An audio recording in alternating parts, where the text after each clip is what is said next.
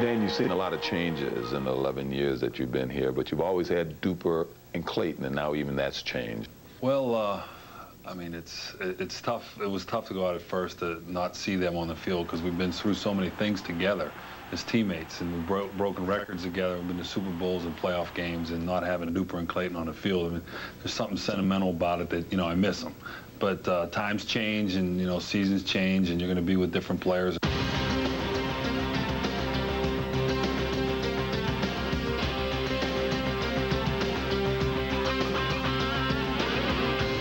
When you look at this offense, it looks like a dream for a quarterback. You got so many weapons here, you know, with Byers now coming out of the backfield.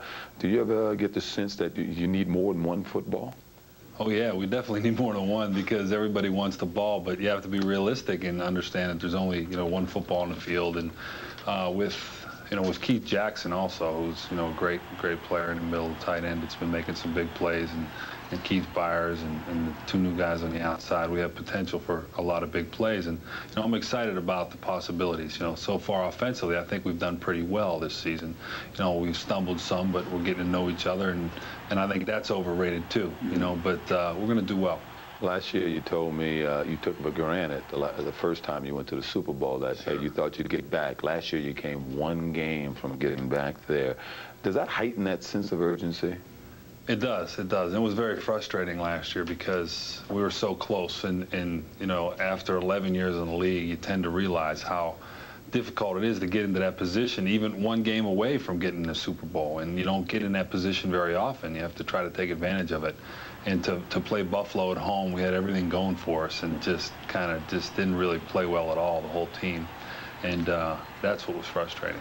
Many people will call you maybe the greatest quarterback that ever played. Your statistics when you're through will probably bear that out for that argument. How would you view yourself? I mean, if you never get back to the Super Bowl, you never win a Super Bowl, can you feel totally complete? Well, I think you have to if you get to that point. I know it. I know it. I mean, right now, no. I feel that you know, I'd like to have another chance at least to play in the game, and I think I'll get that chance before I'm through playing. And if I don't, you look back on your career and say, hey, you worked as hard as you could, and you know, you played hard each week. You were consistent. I feel I'm consistent. I play every week, and if I know that, then you have to be satisfied with that. But right now, I'm not. I don't want to get to the Super Bowl. Well, there's no doubt that Dan has done all he can to get this team to the Super Bowl. But if they're going to go back, they're going to have to play better defense, and they're going to have to run the football. Dan told me earlier today they have to have some big plays, and they got to be able to run the football. If they can't run the football, they won't be able to beat the Buffalo Bills. Consequently, Dan may never see another Super Bowl. Fellas? All right, O.J. Mike, no question Dan Marino over the long haul will go down as one of the all-time greats. But looking at the big picture, is there a flaw in his game? How would you guys prepare for him? Well, there's not a flaw in his game. He's really one of the great ones, but he doesn't have great mobility. That's one thing. I think the flaw is that the Dolphins really, in big games, have not played as well as they could have, or they would have been in a few more Super Bowls. And it was a team thing. It wasn't a Dan Marino thing. And as you know, every premier athlete needs that championship to get the proper respect. The victory is so sweet. Let me write that down. When we return, Will McDonough will join us with news and notes from around the NFL, including Warren Moon, Chuck Cecil, and Eric Green, as NFL Live continues. On a wild weather day in western New York, it's Rich Stadium, the scene as the Miami Dolphins, the rivals from the South, meet the Buffalo Bills, a key AFC Eastern early season game. The weather could be a factor. It has rained all night, rained this morning. It started to rain again now, Paul McGuire, and we expect winds up to 60 miles an hour here in the first half. And with that as a prelude, buckle down, here we go. It's very important for Miami to come away with a win as they did last year. Buffalo tough to beat in September. Oh, they really are tough to beat in September, but the key to the last 4 times that these two teams have played, remember, the team with the least amount of turnovers wins the football game. The Buffalo Bills have won it 3 times. And the Bills 14-1 in September, the last 3 years plus. That's why they've gone to 3 straight Super Bowls. We'll get the ball first today against the Dolphins, who won here last season when they did have more turnovers than the hometown Bills. Buffalo will take the kickoff going into the wind, so Stoyanovich should be able to root this one with that tailing wind right through the end zone, but does not. Taken by Kenneth Davis after the bobble, and Davis in trouble and brought down inside his 15-yard line. The K-gun offense of Jim Kelly comes on the field and flags down, and already some extra work on the kick return as the special teams go at it. Brian Cox with his words of wisdom earlier in the week as he criticized everyone he could, everything, and every player on the Buffalo Bills side. Johnny Greer. Personal foul, 92, kicking team. Veteran David Griggs gives Buffalo 15 yards. So Jim Kelly, instead of starting at his 12-yard line, 13-yard line, will open from the 28. The Bills 2-0 after the bye week. They were able to celebrate a very important win down in Dallas in the heat and humidity. Kelly with the one-back offense, 3 wide receivers, the great Andre Reed in motion, and give it to Thurman Thomas, who's had big games against Miami. Gets a yard up the middle. Let's look at this K-gun attack with Fina, Richard, Davis, Parker, and the House Ballard protecting Kelly and Thomas. It's Kelly with Thomas, Beebe, Brooks, and Reed, the wide receivers. Metzelar's the tight end. Into swirling winds. Kelly's first throw. No, he is smothered in the backfield. The first sack of the season. And Brian Cox, the man with the words, gets the sack. Miami, the last team in the NFL to record a sack. Well, and listen to the crowd. Here, look at Cox. He just runs right through Thurman Thomas, gets Kelly. The reason Kelly couldn't throw the ball, he was trying to throw the ball down the field to Andre Reed, but J.B. Brown had excellent coverage. So third down and long for Kelly.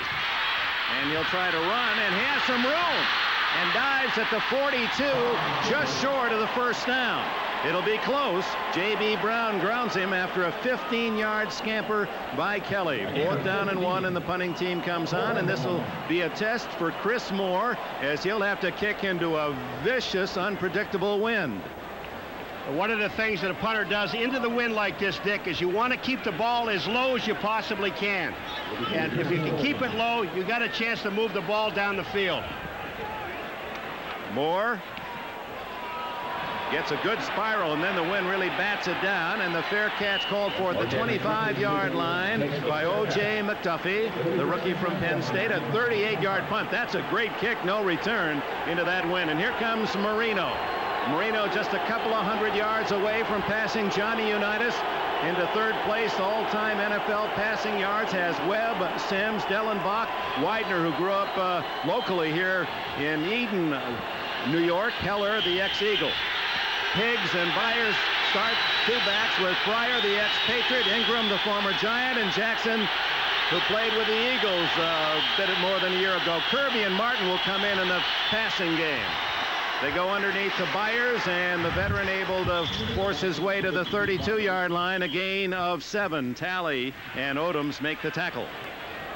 Oliver Barnett, he replaces Phil Hansen. Barnett, a former Atlanta Falcon, right, and the All-Pro Bruce Smith on the forward wall. The great Cornelius Bennett, Marcus Patton, and Mark Maddox, 2 young inside linebackers. Levy says he has more speed on defense than ever. Darryl Talley, they say he's their toughest player. Williams and Odoms at the corners. Henry Jones, Mark Kelso. That tandem led the NFL in pass interceptions last year, 15 combined. And time call by the linesman. They changed the ball, Dick, and now they really, I think they Please reset the game clock to 12:55. You know, Dick, one of the things that happens when the Buffalo Bills with their K-gun offense and all that hurry-up stuff, when you have to do them first, you don't get a chance to take much of a breath, do you? Well, that gives you a feeling with players on the field. The Dolphins talked a lot about that yesterday, didn't they? 2nd down and 3. Byers has a first down, and Moore out close to the 40-yard line, and that's a good sign for Don Shula. His team rushed for only 22 yards on 15 carries against the Jets 2 weeks ago. Well, we talked to the guys yesterday about Byers and how good he is. Here's Bruce Smith. Now, they get Byers to the outside. Watch Smith. He can't get to Byers. Talley, number 56, can't get to Byers. And the first two plays, a pass play to Byers and a run play to Byers. Get him involved in this offense. Now, he's a money player. And there's another Smith lining up, and they'll move him around on that defensive line. First down at the Miami 40, and the second throw by Marino. Short underneath to the rookie Kirby, and Kirby is into Buffalo territory at the 48-yard line. Talley and Patton make the tackle, 11 yards on the play. When Marino throws, it just, here's a play-action pass. The running game makes a play-action pass. Now, the pass, now watch this. Up goes Kirby over the middle. Nobody's really covering him at that point in time. 53 has Marcus Patton. He is there, but he's too deep. Marino will find the short man. Kirby now with 9 catches. Even Byers said, how could he have been a third-round pick? He has a first-round talent. Ball at the Buffalo 49. Just underway. Not raining at the moment, but a storm expected shortly. Kirby plowing for 3. Cornelius Bennett and plenty of blue shirt help to make the stop. You know, Dick, so much has been made about the Miami Dolphins running the football. And you and I know that the one thing that the Miami Dolphins do not want to do is take the ball out of the hands of Dan Marino. This line says, oh, this offense says, okay, yeah, we can't run the ball. We're not a great running team like some of the other teams in the National Football League. But we know one thing, that man, Dan Marino, is going to, whether it's 3rd and 25 or 3rd and 1, he can get the first down for you. Well, even Marv Beatty said we want to stop the run, but not too much. Because that means it goes right into Marino's hands. 2nd and 7 for Marino. Good protection, and through the hand to Keith Jackson. And Jackson, who did not warm up until about 7 minutes before the game, then had his warm-up, loosened up, wanted to get right into the game because of that hamstring pull. Watch Jackson. I think when he drops the ball, watch his right arm. Does he reach down and grab his hamstring? I think he does. He's going to reach back. Look at here. And he is limping right there. He just reached down with his right arm and grabbed his hamstring. It is not, we know it's not 100%. Whether it's 80% or not, I don't think so. Touchdowns on 75% of his catches this year. They line up 8 men on line of scrimmage, the Bills. And Marino has a man. And out of bounds goes Mark Ingram. First down at the 20. Henry Jones made the tackle, 25 yards. You want to know how good a pass this is? Henry Jones had no chance. Watch where this ball is put. Here goes Ingram to the outside. Jones is trailing, but look where he throws it. Right over Jones's shoulder. Ingram is the only guy that has a chance to catch the ball. And Marino, a meteorologist perhaps, judging the wind factor and floating that one out there perfectly for Ingram. Marino 3 for 4, and the Dolphins threaten on their first possession.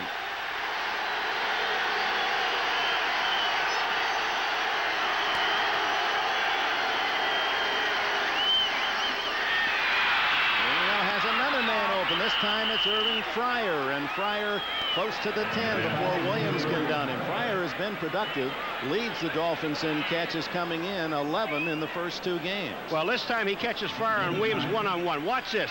Fryer comes down, just goes to the outside. Williams slips and falls down. That's why Fryer's so wide open. But Fryer coming back to the ball, it would have been very difficult for Williams to get there anyway. Good news, it's another first down. The bad news for the Dolphins, they have to go the full 10 yards. The ball is just outside the 10. But here comes the rain. Coming from the lake to the left. Wind from the left. The toss to Kirby. He has 2, maybe 3. Talley and Jeff Wright. Wright got him first. Dick, you know, you talked about the wind, about Marino throwing the ball into it, and it is important to score with the wind at your back. And, you know, they say, well, you got to play both ways twice in this game. That's true, but it's a lot easier to score with the wind than it is against it if you have to throw the ball. Second down and 7, the 9th play of this opening drive by Miami. That's Keith Jackson back in the game in motion. They throw to Jackson, and boy, did the wind take that one. That was just like a curveball bending away from the intended receiver. Not only would it look like a curveball, but the problem is that Keith Jackson never got out. Darryl Talley kept him from getting off the line of scrimmage, and if you can't get out, you can't catch the ball. Marino, whether the wind got it or not, I think he just threw the ball away. Mickey Washington and Matt Darby, 2 extra defensive backs, come in for Buffalo on 3rd down and a long 7.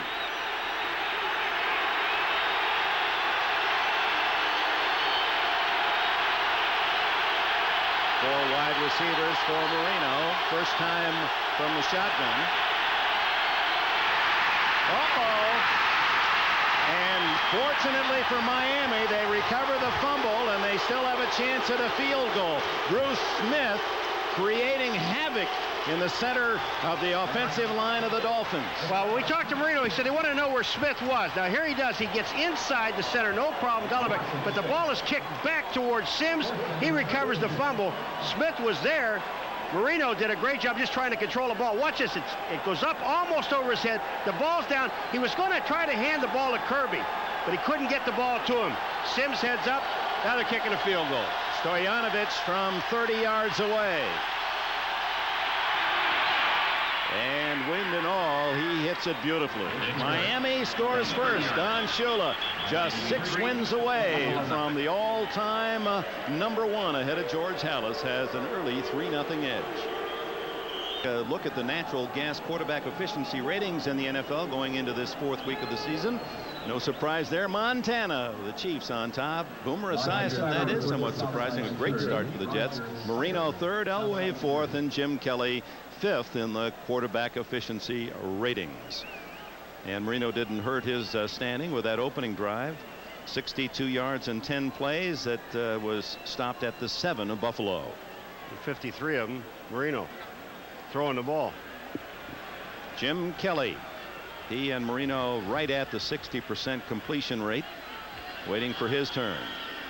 As Stoyanovich to kick it off. Davis and Copeland deep for Buffalo. To the sidelines to Davis. And he's across the 25. 17-yard return. Tonight, great family adventure continues on Sequest. Sequest uncovers an ancient lost city hidden for centuries in the ocean deep. It's a discovery that could threaten the future of the world. Executive producers David Burke, Steven Spielberg. All new Sequest starring Roy Scheider right after an all new eyewitness video. That's tonight on NBC. And with that weather forecast, we may have an early version of Sequest or Lake Quest. They're near Lake Erie. Andre Reed in motion.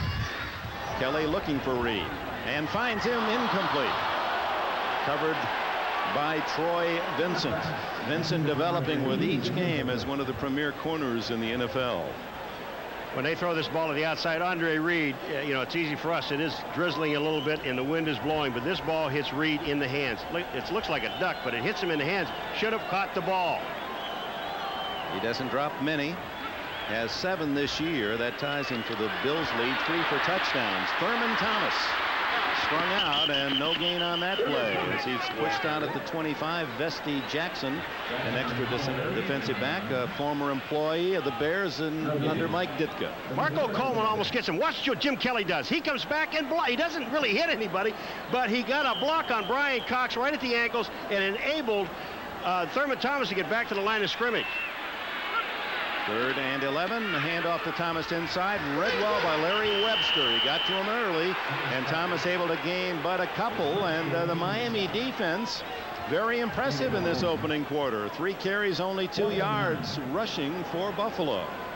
You heard a slight boo. Well, don't worry about it. They remember a Cincinnati game here on a Monday night when Kelly threw 3 interceptions and then came back and won big, so they won't boo much. O.J. McDuffie back at the Miami 38. Moore's second punt. Ooh, handles a tough snap. Oh, they run into him, and that'll be a flag.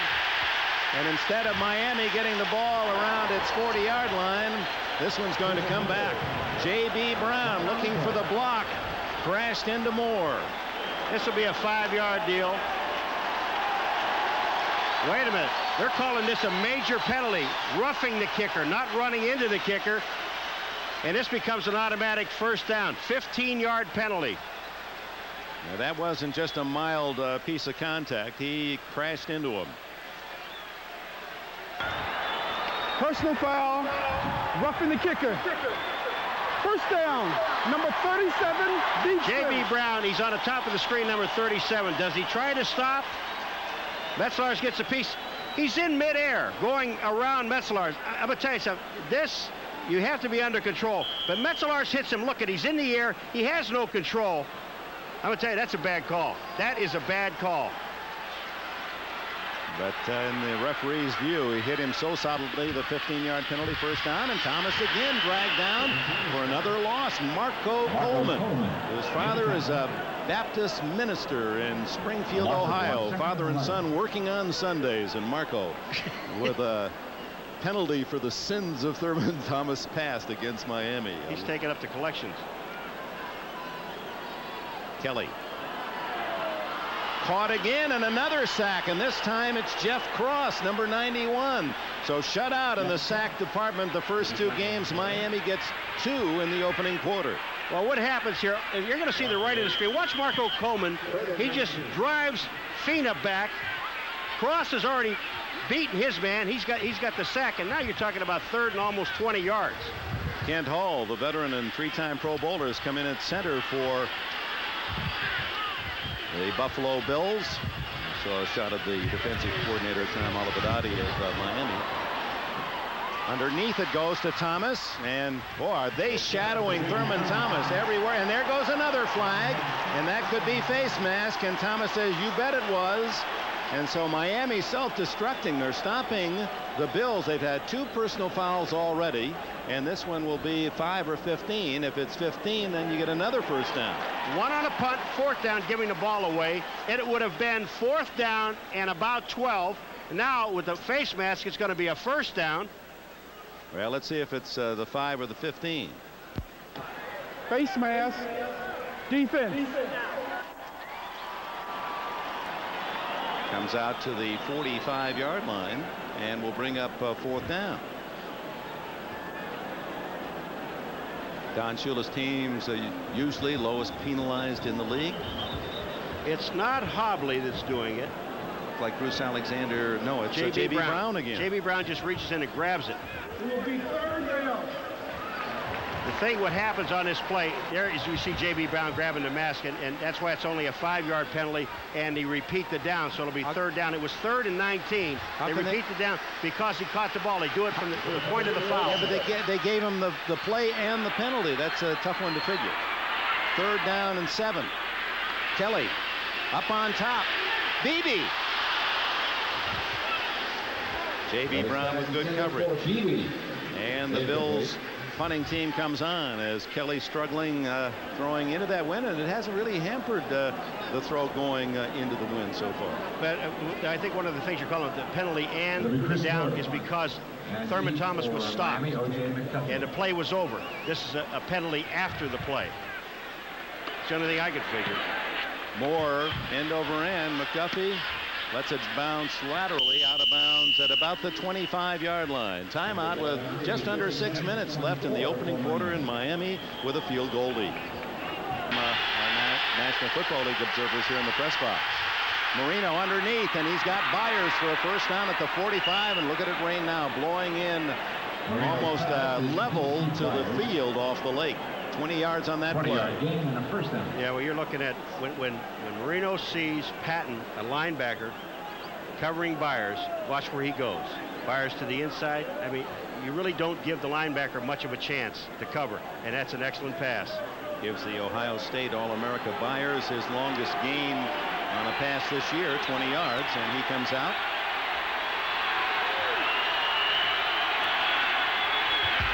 First down, leading 3-0. Marino has a man wide open. Tony Martin. No one covered him. Late getting over there was Nate Odoms. But the wind, and it appears that when you throw the ball to the sidelines, the wind then really takes off and destroys the target. How about Miami with a hurry-up offense? How do you like this? Let's take a page from Buffalo. Turnabout's fair play. They want to keep the same defenders on the field for the Bills. Underneath, and again it's Byard. No, Kirby this time, and a first down at the Buffalo 37. Mark Maddox made the tackle.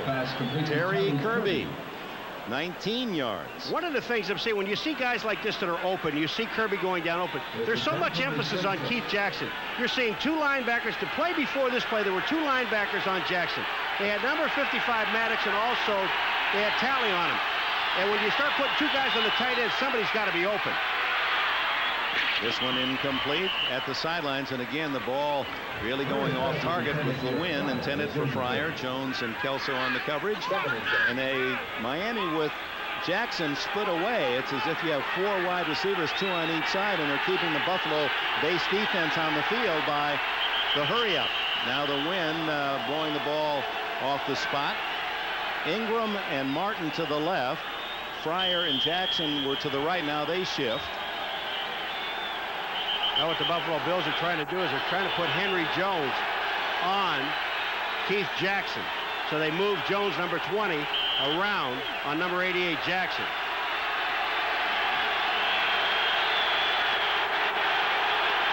Second and 10, the crowd trying to help the Bills defense, and Bruce Smith, now you see him in that Joe Green top position over the center. Marino underneath, and a terrific catch. Is it a catch? No. Did not come down with it, Tony Martin. J.D. Williams making the defensive play. James Earl Williams, but initials J.D. after his older brother. That was excellent coverage that time because Martin was open and Marino got the man that he wanted, the one that's one-on-one. When we talked about, when you asked Keith Jackson and other players about, offensive players about Marino, Irving Fryer was the one that really said it. He said he sees it all. He reads the defenses better than anyone he's ever known. Well, Fryer said that I feel like I should get his autograph every week. Fryer and Ingram in the four wide are to the left. Timeout. He had to take timeout or take a penalty because the play clock went down to 0. The crowd a part of that. 4:31 left in the first quarter. Golfers just love punishment. That's all there is to it. If he plays around here, he's in every water hazard, every bunker. But should he hit the ball from the tee to the green on the 17th hole, that's the only shot he's going to ever remember. I can't explain it, but that's golf. The American Express card is welcomed at all these TPC golf clubs, and it does just as much for the bad golfer as it does for the good golfer. American Express is welcomed at all kinds of golf courses. No wonder the card is green. It isn't normal for a car to use solar power to cool the cabin while you're away. But that's an option on the Mazda 929.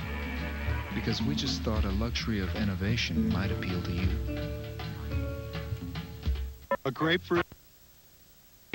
Yep, Ocean Spray Ruby Red grapefruit juice drink. It's got a sweet taste that's really different. Say this is grapefruit juice.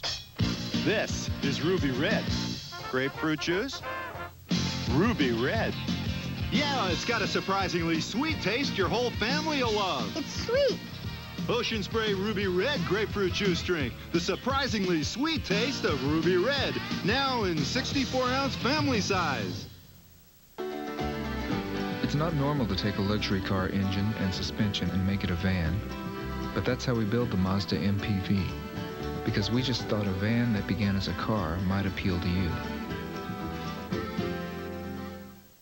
Karch Kiraly, considered by many the world's greatest volleyball player. He led a team that won a record-setting 18 events on the AVP Pro Beach Volleyball Tour this season. Now, this two-time defending champion looks to make it 3 straight titles when he digs in at the Old Spice King of the Beach Invitational. Next Saturday on NBC Sports World. And Enberg and McGuire take on the winner. That'll be the Son of the Beach finals coming up a couple of weeks from now. You may be taking the winner on. Open Fryer, Irving Fryer, touchdown! 36-yard play. Fryer's first score as a Dolphin.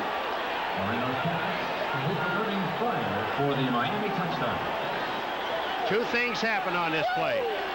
And I think the major part is Mark Kelso never got deep as he had to get, and Fryer just cut inside, got beyond Williams, James Williams, and then went to the inside, and Kelso never got there, number 38.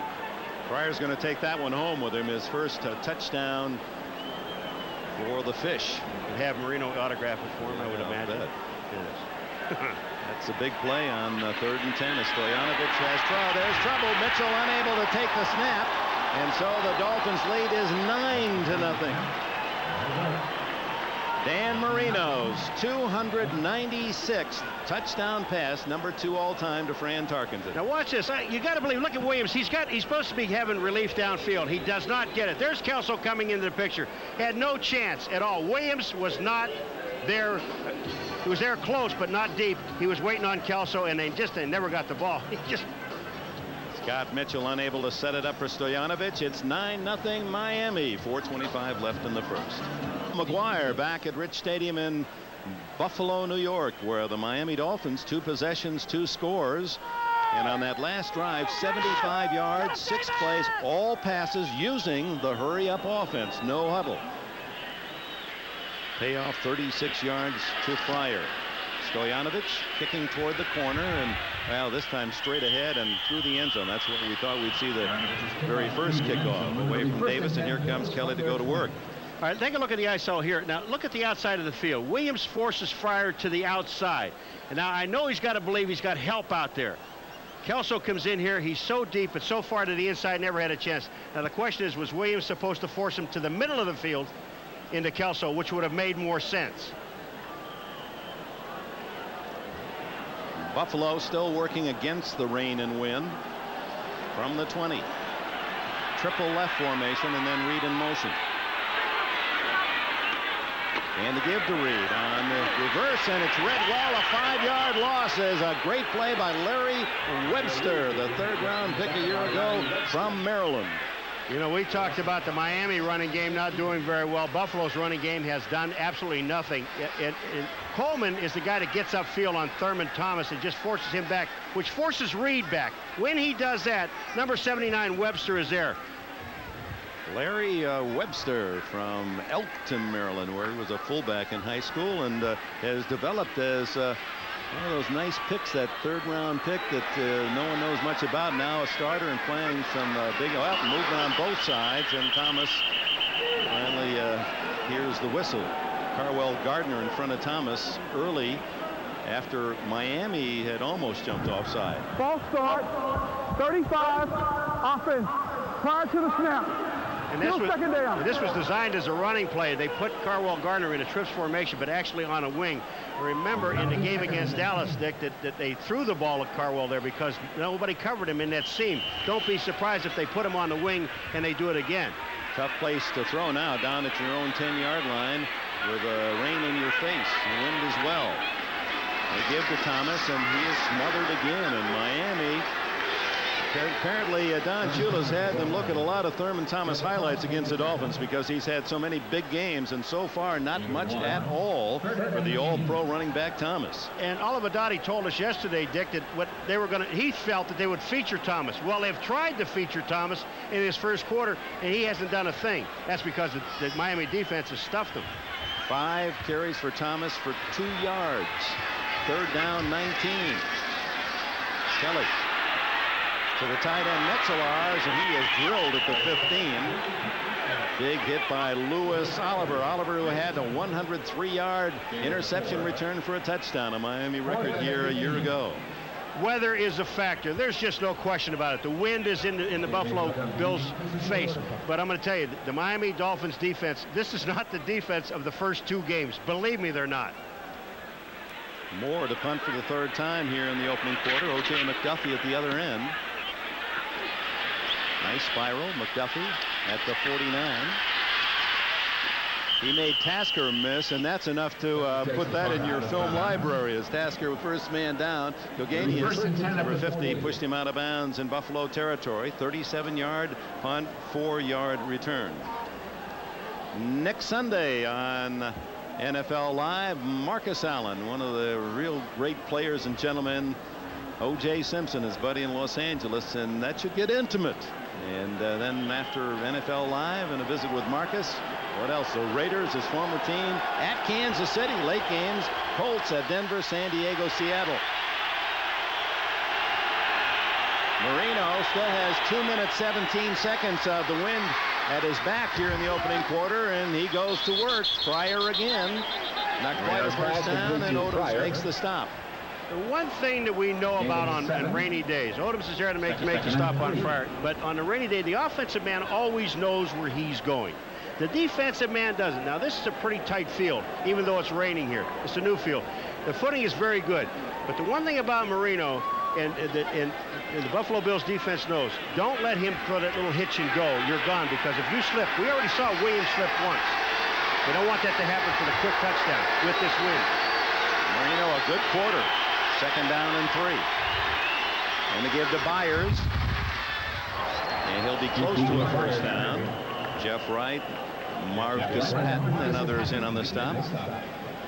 Marv Levy in the summary said he thought he might try bungee jumping, and said he went to Blockbuster Video. and in fact, we had the Blockbuster blimp with us, but they said the FAA said get down. We got 60-mile-an-hour winds predicted. We were watching that thing. You said what's the best $5 ride you've ever seen? That blimp? It was going all over the place. Like a bubble in the breeze. Not quite the first down. 3rd and less than a yard. And Marino looking for something big, and he's got Byers. And Byers, no, it's Kirby. It breaks loose to the 5. Henry Jones saves a touchdown. The rookie Kirby, another big play. 34 yards, and Miami is stunning this huge sellout crowd. 3rd and short yardage, and he hits Kirby down the middle. And watch this. Watch where the pass is thrown. That's what's unbelievable. In this wind, this pass is over the linebackers, and Kelso comes up and misses the tackle. And when you miss a tackle on a guy like Kirby, he's almost gone. Jones makes the tackle, but they're at the 5-yard line, actually inside the 5. Terry Kirby continuing to pay dividends. His 221-pounder. His brother plays starting right field for the Cleveland Indians. 2 young men from the same family, 2 sports, and apparently Kirby now is taking Mark Higgs' job as the starter in that Miami backfield. 1st and goal for the Dolphins inside the 5. Final seconds of the opening quarter. Marino acting like he wants to run, and he's got it. A foot.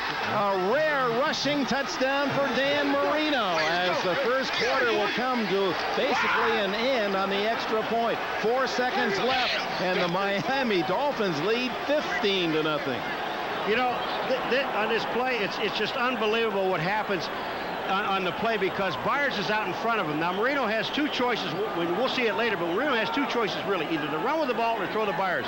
And it really put the corner in a position, what do I do?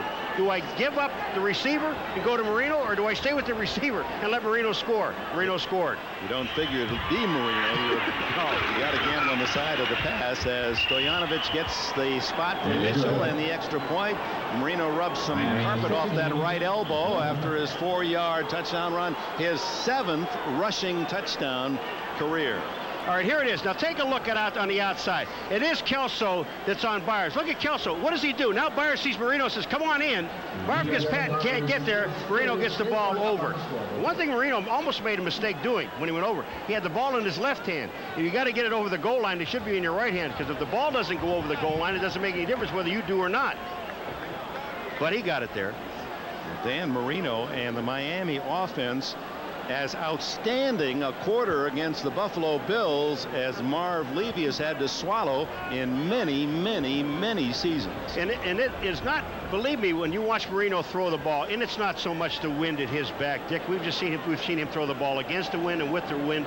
Marino can throw the ball. I did the quarterback challenge, and you talk about a guy, he wins the accuracy shot every year. This guy can throw the football.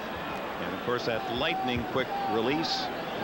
He asked Shula about comparing him with Johnny Unitas. Unitas played for Shula when he was the head coach at Baltimore, and Unitas would do those sort of things, possession and points. Field goal and 2 touchdowns on the 3 first quarter possessions as Stojanovic hits it long, and Russell Copeland will have to take The ball in the end zone, and it'll be the second quarter. Buffalo's ball down by 16. How about the quarter for Dan Marino as Thomas goes down 2 yards on first down. Marino in that first quarter was 9 for 14, 170 yards, 170 in the opening period. He only needs 46 more and passes Unitas into number 3 spot. No turnover. No turnover. A couple of mistakes, penalties, but no turnover. Kelly underneath to the 26-yard line to Metzelaars, the tight end, but that's only a 4-yard gain and brings up 3rd and 4. Lifford Hobley, the tackler.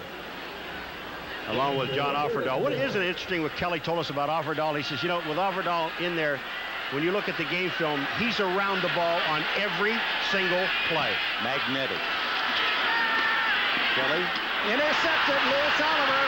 Oliver gets a block on Kelly, but it'll be an illegal one. And check that, it's Hobley, not Oliver. Lifford Hobley able to pick it off, and there was a clip that it would bring it back. Not that Hobley got to the end zone anyway, but another break for Miami. It'll be a 15-yard penalty, and there's a clip on Jim Kelly.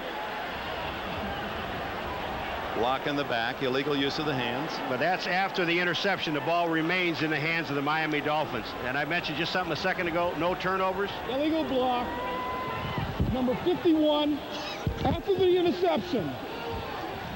Brian Cox with a penalty. They don't, maybe the fans don't know his number because they're not booing. All right, here it comes. Lifford Hobley playing Metzelaars. Metzelaars falls down. Hobley gets the interception. Here comes the clip. Bottom left of your screen. Kelly is hit from behind. Hobley runs out of bounds, but here comes the block. Watch this. You've got to get your head in front. Cox sees Kelly, and that is a clip. When you can see the guy's name on the back of his jersey, you know you're clipping. But they didn't really boo. They may not know his number yet. They just know his name, Brian Cox. So Miami presented with the first turnover at the Bills' 25 after the penalty. And it isn't raining, or just slight drizzle at the moment. Up the middle for about 7 on first down goes Kirby. Jeff Wright makes the stop, along with Mark Maddox. When you're wondering what the Miami Dolphins offense is doing and why they're doing it so well, it's because they're blocking very well. That time, Kirby had enough time to stop and pick the hole. Watch when Kirby gets the ball. Right here, he stops. Now he has time to find the hole and get up into it. That's good blocking by the offensive line. And how about Keith Byers? He's the one that smothered the middle linebacker. Byers, who can do it all, including block. Marino to the end zone and almost intercepted by Kelso. That one taking off, and perhaps Marino figuring into the win, you got to throw harder, and it really down on the field doesn't seem to be impacting the play that much. But he also got nailed just as he was getting ready, just as he was releasing the ball. He got hit from the right side, and that caused the ball to kind of somewhat go up in the air. That ball was just way too high. Marino is 3 for 3 on third downs, and he's had his biggest plays on third down, 97 yards on those 3 plays. Third down and 3. It's Kirby, first down, as he's to the 13-yard line. Horse collared by Mark Maddox. Just some excellent blocking, Dick, up in the middle of the line. Along, again, Keith Byers going up into the hole and leading for Kirby. Byers comes up in and just takes on, I think it's the linebacker in the middle, but Keith Byers is just doing a great job. Here it comes, the blocking in the line, the center Dellenbach. Widener gets an outstanding block, and look at the block by Byers. First down at the 13 with Miami in front 16-0, early second quarter. Kirby again. Hard running rookie, stopped and forges forward for 2 more yards to get inside the 10. Smith and Talley with the tackle. Well, Kirby, who is an outstanding student and leader as a member of the University of Virginia team, picked in the 3rd round, the 78th player. He's all-time Virginia Cavalier rusher, and Brian Cox undoubtedly the voices from the crowd not as strong as they were earlier. With his team, Miami up 16-0. You don't think they like him now, do you? Not any better. He says he doesn't like them anyway, any better. Marino over the middle, and it's through Kirby's hands, incomplete. Good defense. Marcus Patton was right there. Patton is 4th season out of UCLA. Marcus Patton, you're going to see there is a blitz up in the middle. That was Mark Maddox, number 55, coming up. But the offensive line did it well. Marcus Patton just threw Kirby to the ground. Mother, a professional football player, well documented as the LA Dandelions. Taught him how to play the game. Marino, 3 for 3 on 3rd down, and they picked up a 1st down on the last 3rd down, a run. Look, wide open. The catch, and not enough for the 1st down as Irving Fryer stopped outside the 5-yard line. Miami needed to get to the 3, and here comes Stojanovic, the field goal unit. Now you see Marino, he goes up to Fryer, and I would believe at that point in time Marino is saying, hey, that's my fault, because Fryer was wide open. If he just hits him in the hands, Fryer would have had enough time to turn upfield and maybe pick up the 1st down and get touchdown. But he dove at the ball to make the catch and fell down. Didn't have enough time to get back up and get downfield. 24-yard field goal attempt by Stojanovic. Remember, Scott Mitchell had trouble with 1 snap on the extra point. Wet ball, wet field. Stojanovic hits it. He's 2 for 2. And the Dolphin lead builds to 19-0 with 11:23 left in the opening half. With Paul McGuire, Dick Enberg, Miami, a stunning 19-0 lead early in the 2nd quarter. Do you have that Raider-Chiefs game next week? Well, I'm looking forward to it. You know, Marcus Allen playing his old teammates for the very first time this year. We talked to Marcus down in Tampa and also in Houston, and he said he's going to give us a little talk. And I imagine O.J. is going to be talking to his friend, talking about this game coming up. It's going to be some kind of a meeting. Don't suppose Al Davis's name will come up at all in that one, do you? Once or twice, maybe. With a 19-0 lead, Stojanovic to Russell Copeland at the 9. And Copeland gets a little daylight. He returned a punt for a touchdown against New England. And Jim Kelly will finally have good field position at the 37-yard line. Good return by Copeland. And the other games next week after the Raiders, Kansas City early, the late games, the Colts will be at Mile High against the Broncos, and San Diego-Seattle battle at the Kingdome. And where will you be? I'm going to be back on my college campus, Central Michigan University. I'm going to be part of a program there. I don't know why, but I'm part of a Hall of Fame induction. Wait a minute, I got some more on that. There's a little screen to Thurman Thomas. And Thomas drawing a crowd after about a 5-yard pickup. Dusty Jackson, one of the first to get there. What state is Central Michigan? No, I'll come back and tell you. Dick Enberg was the president of the student body. Where are you getting all this? 1957. He's going to be inducted into the Hall of Fame, and he'll join the likes of Jim Podolly. Podolly? He was one of the great heroes. Okay. We'll get some shots of Jim, John, Frank. What's his name? Jim Podolly? He played with the Redskins a couple of years and was probably the most famous of the Central athletes of our generation. Thomas, again, stopped shy of the 1st down. David Griggs there first. And you don't see those numbers, Thomas, against the Dolphins very often. 8 for 9 yards. Kelly. He needs something big here. Oh, it's intercepted by Louis Oliver. He laid back and picked it off against Andre Reed. Louis Oliver, Dick, so help me, read Kelly the entire way and just watched and watched and watched. Oliver is going to be on the right of your screen. Look at this. He read it, came up in front of Andre Reed and made the interception. Oh, Reed's contact saved a touchdown. Dolphins have it again. Who invites you to test drive the completely redesigned and re-engineered Accord at your local dealer soon. By Profile Appliances from GE, we bring good things to life. By HBO, think you've seen boxing that's great? HBO, just you wait. And by the makers of Xerex Extreme 450 Antifreeze Coolant, who guarantee the temperature never drops below Xerex. Buffalo Bills, a touchdown favorite, trailing 19-0, and Marino and Miami, after the interception, have it at the Bills' 43. Mark Higgs, first action of the day, and he carries 3 Buffalo tacklers with him down to the 36-yard line.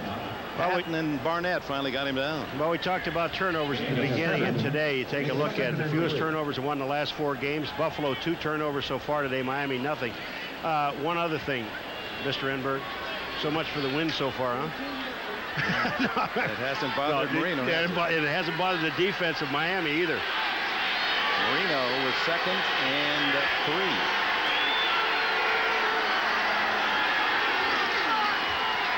And a reverse. Fryer. Smith gets him from behind, and then a solid hit by Mark Maddox, the 3rd-year backer from Northern Michigan. You want to see some great reaction? You want to know why Bruce Smith is all-pro? Watch the reaction of number 78. Here comes the sweep. That's Fryer running with the ball. Bruce Smith makes the snap on Fryer, and Maddox makes the hit. Here it comes. Watch this. Snaps it right at the leg, right here, and then Maddox puts the finishing touch. That's great defense. No gain. And it looked as if that had big yardage written on it. Higgs off tackle. No. It's going to be shy by a yard. Darryl Talley, who's from West Virginia, but on his way, graduate studies at Hamburger University, he told us. Yeah. And Marino wants to go for it. You look down there, if they kick a field goal, it would be 50 yards into the win. But the thing about it, if they kick it, they go up 22 points. That means 3 touchdowns and a field goal to beat them. So, but it looks like they're going to try to kick the field goal. It is going to be 50 yards at least into the wins. Look more like 51 yards. Or is this one of those situations where they hope to draw the defense offside and get a first down? Remember, you also have a quarterback. While the play clock was down to 3, you have a quarterback that's holding. That's the 2nd timeout spent by Miami with 8:06 left in the first half, and the Dolphins going for more. A puzzled Marv Levy, the dean, oldest of the coaches in the NFL, 65, still the 2nd, 63. So they start out in a field goal formation, and Stoyanovich is a flanker left, and Marino sneaks ahead. Or is it Mitchell, Scott Mitchell, who is the holder and a quarterback, and he's a big guy, 6'6" and 230, and he's able to lean forward. The original spot looked as if it was good enough for the first down. The linesman across the way had it marked across the 33, inside the 33. But the linesman on this side marks it a little back, but this is going to be very close. It's half the football, and it is a first down. Miami Dolphins, they leaned enough to get it. The ball had to go to the 38-yard line, right at the 38. 33, excuse me. They're inside the 33-yard line, Dick. It'll be half the ball. There it is, half the ball. Half the ball, more than it needed to be. The lines are right. Here it is, the replay. Now, we'll take a look at Mitchell. They line up. Buffalo move back into a defense, and watch what Mitchell does. He just goes to the right-hand side, off of Widener and Dallenbach, and picks up the first down. And that play was typical of what Miami's done to the Buffalo defense. That charge of the forward wall got them the first down. 11 first downs to 1. Marino goes back to work. Down he goes, the first sack for Buffalo, and you know that's Bruce Smith, his 3rd of the year. They need something like that here in Buffalo to regain interest. All right, they sent 4 guys up front. They also sent Marcus Patton as a linebacker, so they sent 5. Marino just stayed back there too long. Watch this. He's got time to throw the ball here, but credit great defensive protection downfield.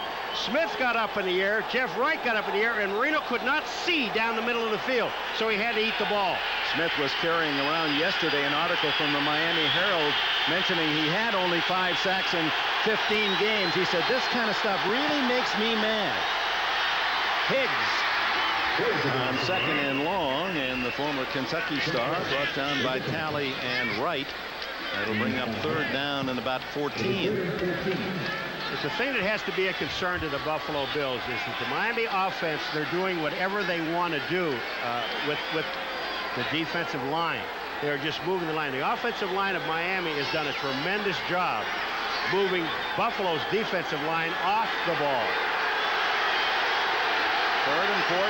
Terry Kirby in. Marino in the shotgun.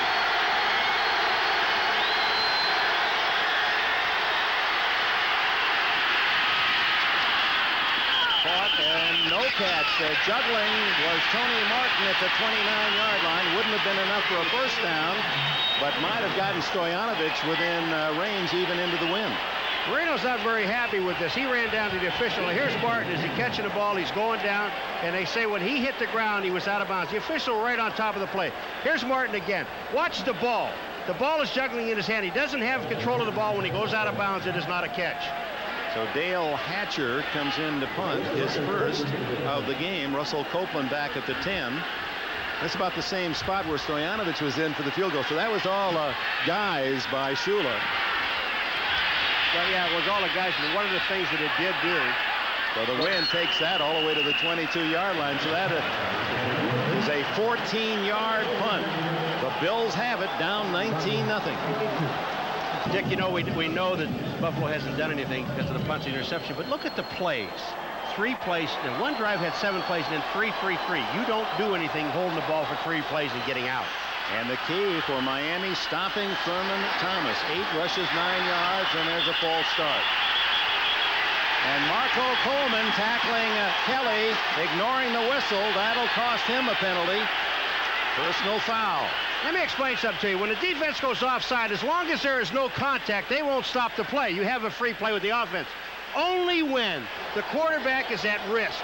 When the quarterback can be hit from the backside without any protection at all, they will blow a whistle and stop the play. That time, they are calling a personal foul, roughing the kicker, or roughing the quarterback, excuse me, by Coleman, and they refuse the offside penalty.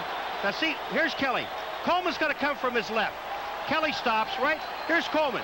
But it's not a hard hit. I mean, Kelly goes down. Even Kelly got up and said, hey, it's okay. He didn't jam him down. No. He looked like he was always trying to carry him down to the carpet. But nevertheless, in the eyes of the officials, you could hear the static. The referee's Mike Johnny Greer not functioning. It is a first down, and now Thomas has a little running room, and that's a long gain for him out to the 42-yard line. A pickup of 5. Jeff Cross makes the tackle. 6 minutes remaining in this first half. NFL Live with all the scores and highlights for you at halftime with Marv Albert in the chair. Kelly, inside handoff to Thomas, breaks a tackle into the clear. And another flag down as Thomas is to the Miami 37, Buffalo's first trip into Dolphin territory. You're going to have holding downfield by Billy Brooks, number 80 of the Buffalo Bills, is going to pull the ball back. Billy Brooks, number 80, is the wide receiver downfield, trying to help out, trying to get a block, trying to do something to get this team moving, and then all of a sudden you get holding.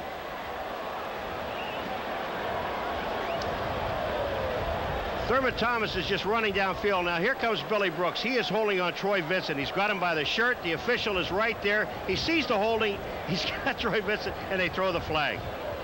It's a good call. Great run. And one first down. They're still in Miami territory at the 47. One thing, Dick, you and I know, and you've done so many Buffalo Bill games, don't let Thurman Thomas get back in the ball game. If you do, he can break your back. And once he starts running, then that opens up things for Kelly's passing game. And he goes to work to Brooks after the penalty. That's such a wise call by Kelly. Brooks came back into the huddle disappointed with himself, and Kelly says, hey, I'll make you feel better. Here's a 10-yard gain. Now the crowd back in the ball game again. See Brooks coming downfield. He's working on the outside on Troy Vincent. The one thing that the Miami Dolphins are not going to do, because Louis Oliver is sitting back at about the 25-yard line, is not give Buffalo that quick touchdown before the half. There's 5:21 remaining in this second quarter. They don't want him to get a quick score right away. And they'll measure. It's right at the 10 yards. As you look at some of the other scores around the NFL on this 4th week of the season, it was a 10-yard game. Indianapolis at home on a short field goal as Cleveland off to a great start, 3-0. And the Rams, and there's a surprise, another, with a big lead at Houston early. And now Del Greco over 50 yards is unbelievable. He's into that as well. That surprised me at Detroit. I thought Phoenix, I think they've got a better football team than they're really showing. On first down, Thomas, just as he was breaking into the clear, dragged down inside the 35 by Brian Cox. Brian Cox, he's on the outside. Now look at this. Metzlar's trying to keep it from going inside, but Cox gets inside, fights off the tight end, and makes an outstanding play. 3-yard gain. That's not bad, huh? Kelly to Brooks. And Brooks has another Buffalo first down. J.B. Brown made the stop with 4:43 left in the opening half.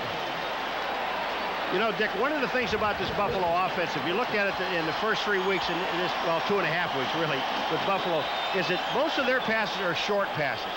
Even though they have the wind at their back, this offense has really been designed so far this year to go to the short stuff. And it's not because of Kelly's arm, just because of the design of the offense. On first down, Kelly goes long this time, and Reed is open. Incomplete. He had it for a moment, but a difficult chance, and Buffalo that close to its first score. Vesti Jackson was the trailer for Miami.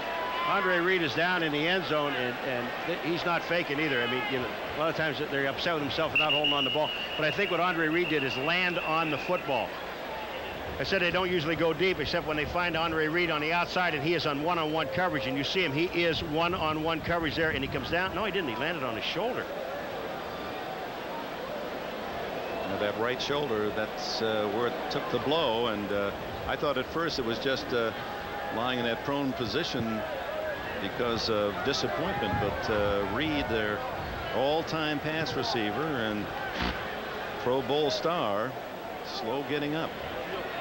He does not have a catch today.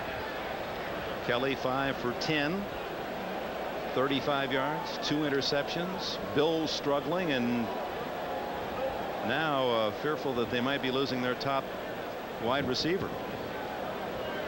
And one thing on that last play is that Kelly, you talk about a great read, and we talked about Marino, how he reads the defenses so well. That time Kelly realized that he has Andre Reed outside on Vesti Jackson, one-on-one coverage on the outside, and he went to the one man he wanted alone. He got him there. The ball was right off the end of his hand, and that was due to the wind. What's your theory about all the field goals and teams unable to punch it in once inside that 20-yard line? The red zone. Everybody talks about the red zone. You know, the most important thing, though, and everybody's upset about it, the field shrinks, and you know, you're only playing on a 30-yard field now. You're not playing all over the ballpark, and when that thing shrinks up, the defense gets so much tougher. And the nice part about it, though, when you look at it in those games, the Kansas City game, the San Diego game, the 2 San Diego games, they won those ball games, Nick, and that's the most important thing. Kelly sees Reed go off, holding that right shoulder. And at least from long range appears to be okay. Able to move it and able to get off under his own power. There's a wincing of pain. Kelly and Reed currently are the top touchdown combination in the NFL. They've connected 47 times on touchdowns, a considerable distance behind the all-time record holders, Marino and Mark Clayton, who combined for 79 touchdowns. Kelly. A screen. That's that little split screen that worked so well last year in Miami in the playoffs, and it gains about 5, maybe 6. Lewis Oliver made the tackle. Well, they read it very well, and when they came up, I mean, this was carried out perfectly. Watch Kelly. He'll fake, go out to the outside like a rollout, and come back. Now watch. The play is read well. Cox is there. And then here comes Oliver to make the play. Again, it picked up about 4 or 5 yards, 4.5 yards, but it was read very well. Kelly, man covered, looking, trying to buy some time. And Vesti Jackson almost with the interception as Jackson had position on Bill Brooks. Well, you throw back across your body into the middle of the field, and it's one of those things you tell all young quarterbacks when you look at it. Now here's Kelly, no one to throw to. He goes out to his left. He's rushed again, and here they come. They're after him. But when you're not set, if we could go back quickly and see it one more time, Kelly is facing back the other way, throwing the ball downfield. You have to have your body turned, Dick, facing the target you're throwing at. Steve Christie from 40 yards trying to get Buffalo on the scoreboard. He's a perfect 3 for 3 this year. Make it 4 for 4. In fact, he is 28 of 34. He's missed only 6 since coming here from Tampa Bay. Steve Christie. Almost the entire half, but Buffalo finally with a score as Steve Christie connects from 40 yards. The report on Andre Reed, right shoulder. He should return, although it appears he'll not play any more this half. Paul McGuire, they're going to take him in perhaps for x-rays. You know, Andre Reed, like all receivers now, if you want to survive in this league, you must work out all the time. It's 12 months out of the year. He's in great shape. He's a solid player, and Andre Reed, if there's no way to come back, he will be able to tell. He'll tell you. The doctor doesn't have to tell you. The coach will tell you. That man there will tell you whether they can play or not. And that last possession by Buffalo, it's best of the half, but even with it, they have just 71 yards offense in this first half. 3:43 left. And that ball by Christie up into that win. It blows into the end zone, and the touchback taken by the rookie McDuffie. Now this is the key possession for Buffalo to try to stop Miami, get the ball back with the wind before the half, a chance for another score, and when we go to the half, it'll be Messrs. Albert and Ditka for the scores and highlights, and a Ryder Cup recap of wonderful golf drama from the Belfry in England as the United States brings home the cup. I'm going to be a fan of that sport yet. I know you are. I know they brought tears to your eyes when the United States won the Ryder Cup again. When I'm old enough, I'm going to take it up. You are beautiful. Jackson in motion. Higgs. And he's up to about the 24. Smith and Maddox, the tacklers. Mark Maddox, who played his high school ball in Milwaukee and then went to Northern Michigan. That's alma mater Jerry Glanville, the Atlanta Falcons troubled mentor. Sitting on a bubble. One thing about Miami, though, you know, with Marino in the ball game, I just don't see him changing anything that they've done to get 19 points. They got 3 minutes to go in a half, and they still have plenty of time to score. Yeah, they'd like to eat up the clock as well. And he stays on the ground, and Higgs breaks out of a tackle, a shirt tail attempt, and Marcus Patton and Mark Kelso finally stop him out at the 35, a 12-yard gain for Higgs. It shows you the strength of Higgs. Darryl Talley, number 56, is going to get one hand on him right there on the jersey, and Higgs just breaks that and picks up another 10 yards. Higgs, the shortest of the Dolphins at 5'7", but carrying nearly 200 pounds. Tough to bring down. He has 28 yards and 5 carries today. Better than Thurman Thomas. And that gives Marino another 4 downs. Higgs again, misdirection, wide open. And to the 42-yard line. Good open field tackle by Mark Kelso. There was a lot more there for the taking, but the clock running down to the 2-minute timeout. That oversized helmet of Mark Kelso. And an oversized half so far for Miami.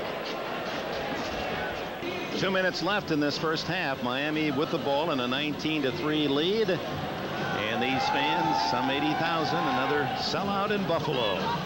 And Coach Marv Levy, a runner-up in the Kramer look-alike contest, Seinfeld. There's been no electricity, no lightning at all here. Western New York in these storms. Oh, Marv, we gotta love it. You'll love us for having that shot, Ronnie. Yeah, he will. He's got a great sense of humor, that man. Second down and 3. And Byers, who has not carried the ball since early in the game, and Darryl Talley was waiting for him. Yeah, Darryl Talley's waiting. Watch this. They don't block Darryl Talley. When you go to the outside, Webb is trying to block Talley. There's nobody there but Talley, and there's no place to go. Now they're inside the 2 minutes. You think the Bills with 3 timeouts would take a timeout, but they don't. And of course, Marino then will just chew up as much time as he can. Still 14 on the play clock. They run here, the Bills would take a timeout, I would imagine, but I just don't see Miami running the ball here. I see him throwing it. Well, inside handoff, the Byers tripped up, and then he rolls to the 42, and acting as though they might have fumbled. Oliver Barnett was the man who might have gotten a piece of Byers, or perhaps he tripped over his own man, and there's a timeout taken by Marv Levy, the first of 3, 1:10 to go. And the way this wind is blowing, the Bills should get the ball in pretty good field position. Now, Moore of Buffalo, when he was punting, Chris Moore, he did pretty well with punting into the wind. Last time Hatcher kicked into the wind, he got only 14 yards, but he was trying to hit it high and drop it at the 10. It was a short kick for him. He can let it rip on this one.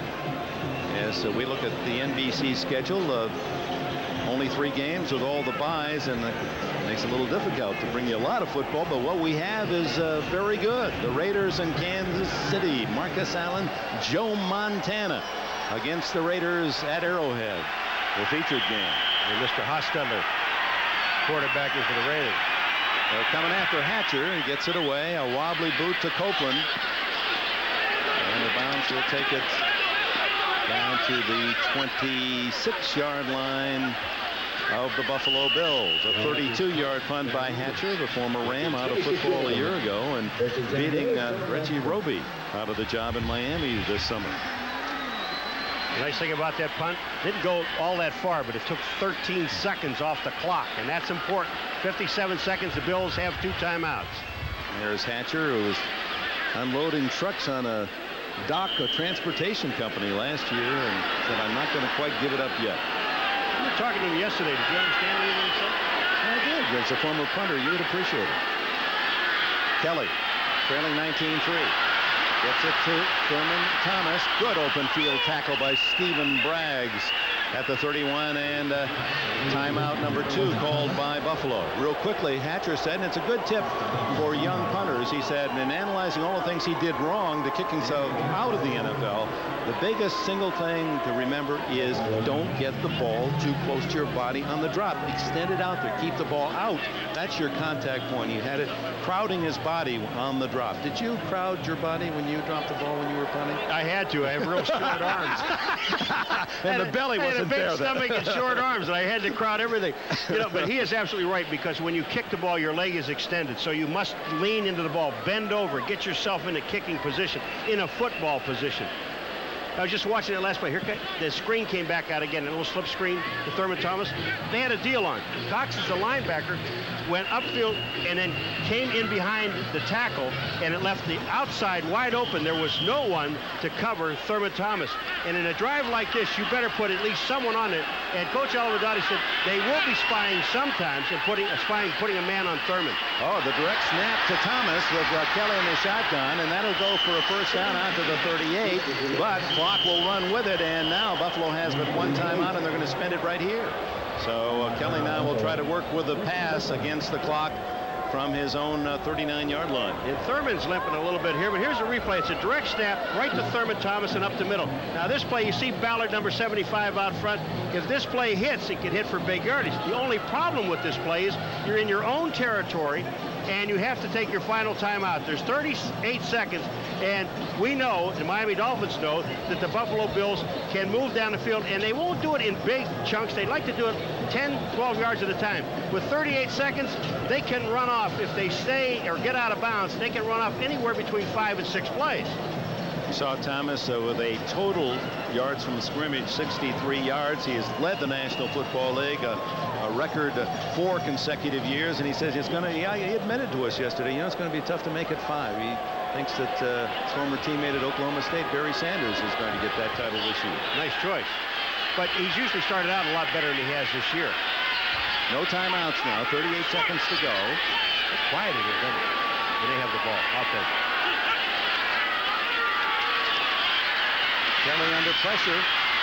Just does get it away. Intended for Metzelaars. He was being sandwiched. Marco Coleman in his face.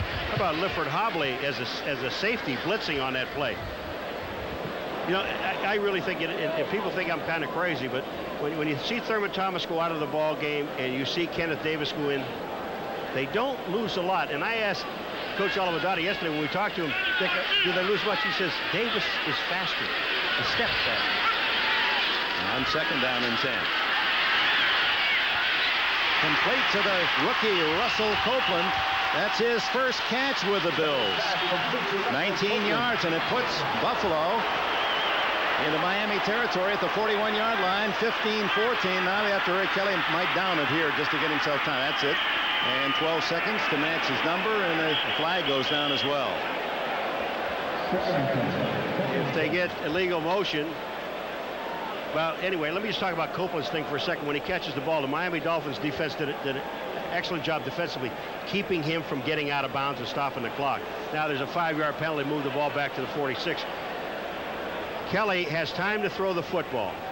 And here comes Copeland. He's coming downfield, and he's got one-on-one coverage with, not one-on-one with Troy Vincent. Vincent short, and they got Braggs deep. Now watch Braggs. What they do is they keep Copeland in bounds. They do not allow him to get out of bounds and stop the clock. Apparently, when Kelly downed the ball, a couple of his players had not really lined up yet, and so it was an illegal procedure. And 5 yards moves it back to the 46-yard line. Remember, the wind will be at the back of Steve Christie for a long field goal attempt. Score is now 19-3. A field goal here would get Buffalo into the locker room down by less than 2 touchdowns. So it's a big opportunity for the Bills, who have been known for some rather dramatic second halves. Hello, Houston. Yeah, I was going to say, that's why you see all these people are still here. They don't leave here. Some of them left last year when the Houston game went on. They tried to scale the fence and get back, because once you go out this gate, you can't get back in here. People got as far as downtown. They could turn around and came back here and couldn't get in the stadium. That was unbelievable, whether you were here or watching it on NBC. Now, Kelly with 12 seconds, so time for a couple of plays. Greer coming over to Marv Levy to try to explain. Levy doesn't even want to hear. It'll be an interesting locker room for the Bills at home, held to 3 points with 12 seconds left in this half. They've done very little well. We've had some video problems, we understand. The weather here in West New York has been unkind, wind and rain, and boy, those clouds are just racing over Rich Stadium at the moment. You know, I know they can't do it the whole game because the referees aren't in that great. I mean, I know they take their tests and they're in shape. But you know what? In the last 2 minutes of the ball game, or whenever somebody's in the drive, how they get the ball and they run it in the middle of the field and they set it down. Why don't you do that in the first play of the game? That's right. We'll see how that's like racehorse refereeing. Run the ball out. Thurman Thomas limping on the sideline. They might be having a little satellite problem. Well, the problem for Buffalo moving it against the Miami defense. They need to get it at least to the 37-yard line. That would be a 54-yard. And the clock is running now. Down to 2 seconds. They moved it. They took 10 seconds off the clock and didn't tell us why. Well, there's only 2 seconds on the clock now. One was the penalty. There's another penalty, and that would appear to be against Miami unless thrown off.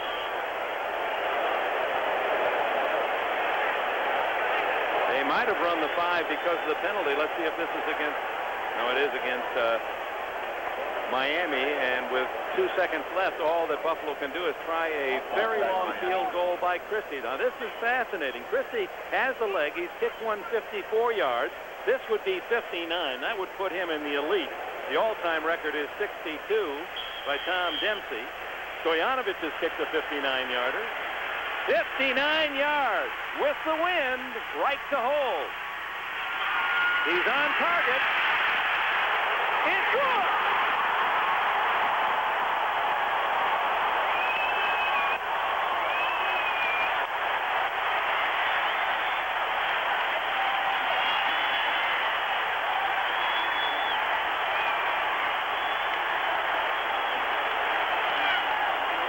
The Buffalo Bills, outplayed on both sides of the ball this first half, nevertheless go into the locker room on a high, or should we say a long 59 yards by Christie.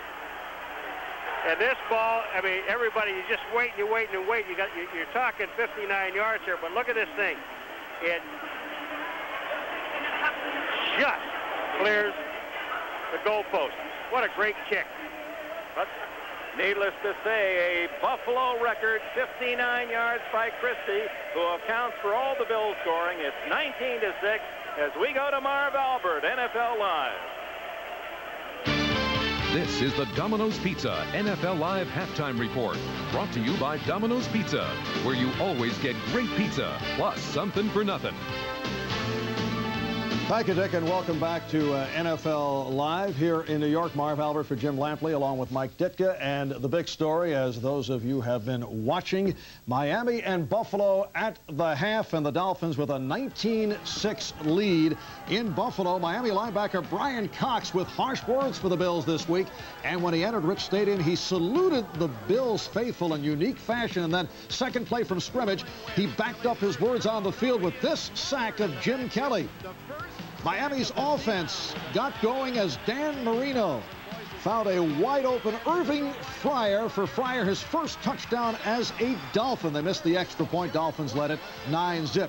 And then it's Marino hitting the rookie out of Virginia, Terry Kirby, and he took it inside the 5, setting up a 1st and goal. Very next play, Marino with the roll to his left and the scramble, he takes it in from 4 yards out, 16-0 Miami.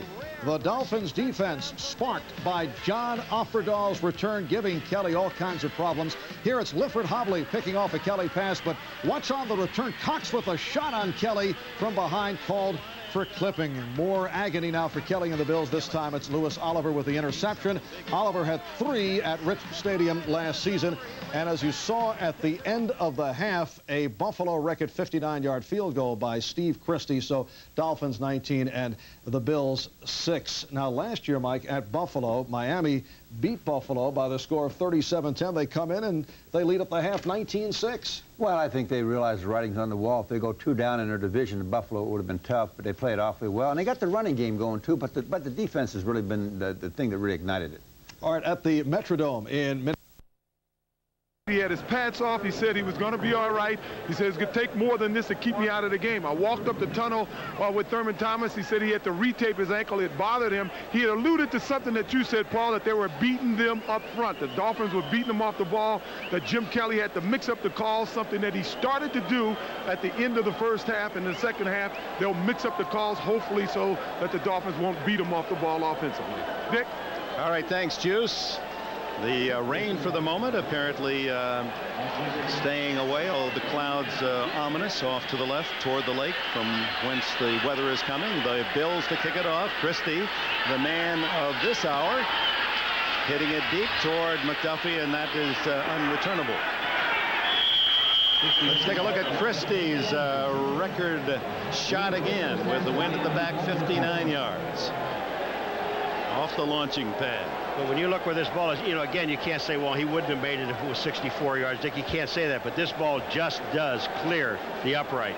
That wouldn't have been made at 64, I'll tell you that. No, that would not. Wouldn't. Maybe 60, 61 might hit the bar and bounced over, but no more than that. 19-6. It was interesting what happened to the passing game going against the wind, and Miami starts the second half versus the wind. On the ground to Higgs for about Noah's Byers for 4. Look at the yardage passing by the teams against the wind. -4 for both sides. When the wind is at your back, then it's a 170 plus, 52 for Kelly. Russ, did you just do that, or is that true? Russ Schneiderman making up those statistics you're suggesting? That's too perfect. It is too perfect. The wind is a factor. Marino starts the second half, 43 passing yards shy of moving ahead of the immortal Johnny Unitas in a number 3 spot, total yards in a passing career. And this is Mark Higgs drilling his way close to a first down. Darryl Talley with the stopper just shy of the 30. You know, when you look at Miami when they're running the football, they're not really running directly at a hole. It looks like they're going to go off tackle or between the tight end and the tackle or try to get outside, and then they cut back because of the pursuit. Watch this. Watch where Higgs goes. Byers is outside blocking for him. Then he cuts right back into the middle of the field. They pick 4.5 yards. They've got about a half yard for a first down. Number 20, Henry Jones, the safety, had a chance to drop Higgs for no gain. That's Greg Beatty, the second tight end, in motion, and the give to Higgs, a first down and more, slamming close to the 35. J.D. Williams with a tackle. Now that time, Higgs, instead of going back into the inside, short yardage, he stayed back to the outside. And the only guy he really had to beat was Williams. Watch the offensive line. They cave everything back to the inside. Excellent blocking. Higgs gets himself back outside and picks up 4.5 yards on the play. Mark Higgs, who didn't start, Kirby did a lot of the carrying, and Byers in the first half now has 50 yards rushing. Into the wind and the first down at the 35. Higgs. Breaking tackle. Another first down. 11 yards, maybe 12. Marcus Patton made the tackle. The biggest problem with the Buffalo Bills defense at this point in time. Remember we saw in the first half Darryl Talley one-arm tackle? One arm. He's the only guy there. The problem is you got guys, that time Jeff Wright was there, got one arm on Higgs. He couldn't bring him down with no help. This team, if you watch them in the past, the Buffalo Bills, is always gang tackling. Once the ball is snapped, get to the ball. That's the design of this defense. They are not getting there. Getting and hitting is what Talley said yesterday. You got to be getting and hitting. Love it. Maybe they missed Phil Hansen more than one might think. Here's Higgs, and oh, he straightened up and still bounces away for a couple of yards. It appeared that Wright hit him right at the line of scrimmage, and Higgs able to bounce off for a short gain.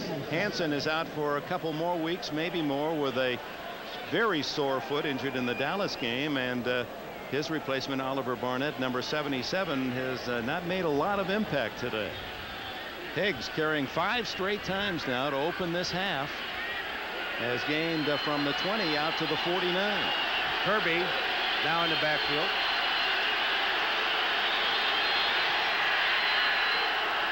And Marino's first throw against the wind. Complete to Kirby. And Kirby bumped out at the Buffalo 46-yard line by J.D. Williams. Dick, this is a classic example, without any play action at all, what running the football does for an offensive football team. Honestly, it really does. Marino, they ran the ball, what, 4 or 5 times? And then all of a sudden you get a second down in a long situation. Marino dropped back, and there was absolutely nobody even close to him. He could have picked out a receiver and sat back there. There's Andre Reed back. He's got shoulder pads under that jacket. But no helmet on, which makes you wonder whether he is ready to play in this third quarter. Third down and 3.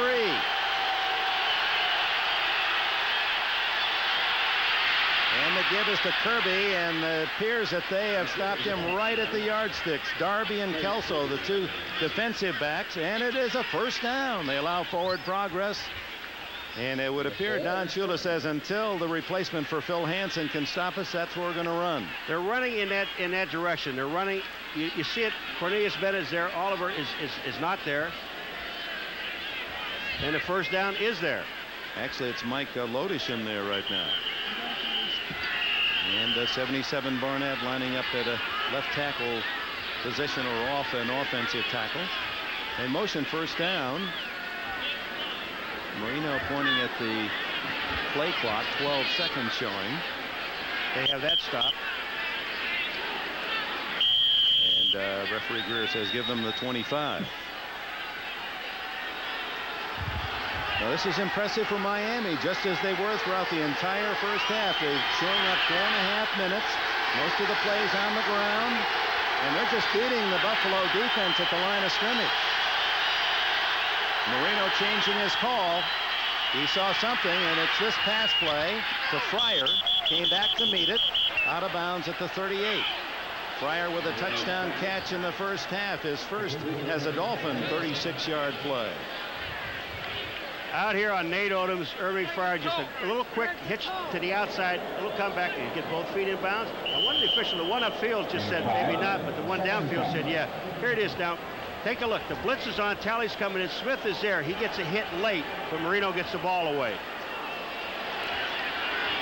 A game of a long 5. Fryer continuing to have good production.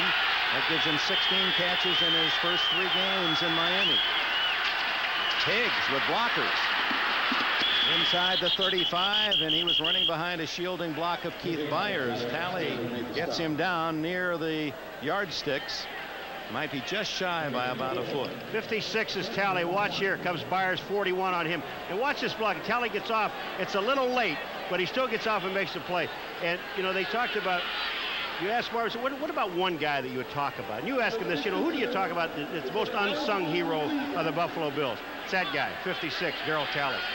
now in his 11th year, and playing in West Virginia against Pittsburgh. He and Marino have hooked up many a time. This is the 15th consecutive year they played. Look at Higgs in the open, but a flag is down, and Higgs slips down and then gets hit, and there'll be another flag. Yeah, but first you've got holding at the line of scrimmage.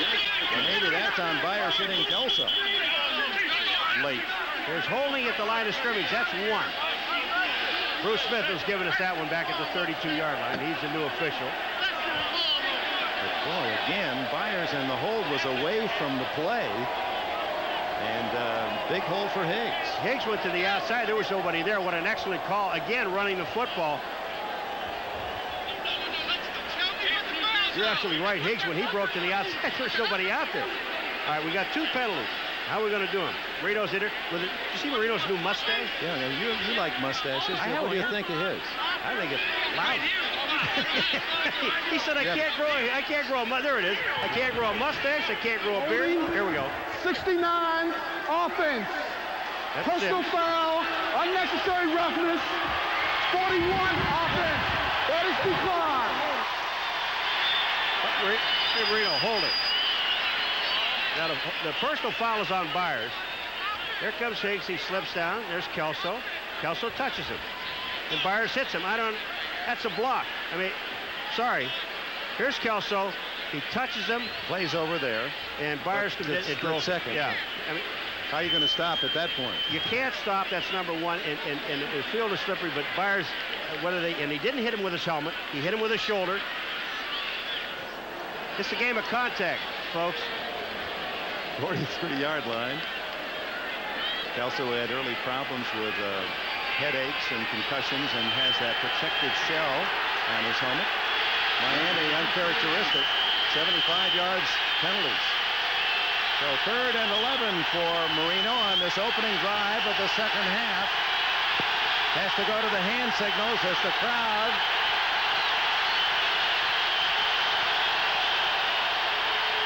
good protection. Underneath, incomplete, and the flag goes down. It looked as if that was an early contact by Marcus Patton, as Ingram, who has been very quiet today, the wide receiver, was the intended receiver.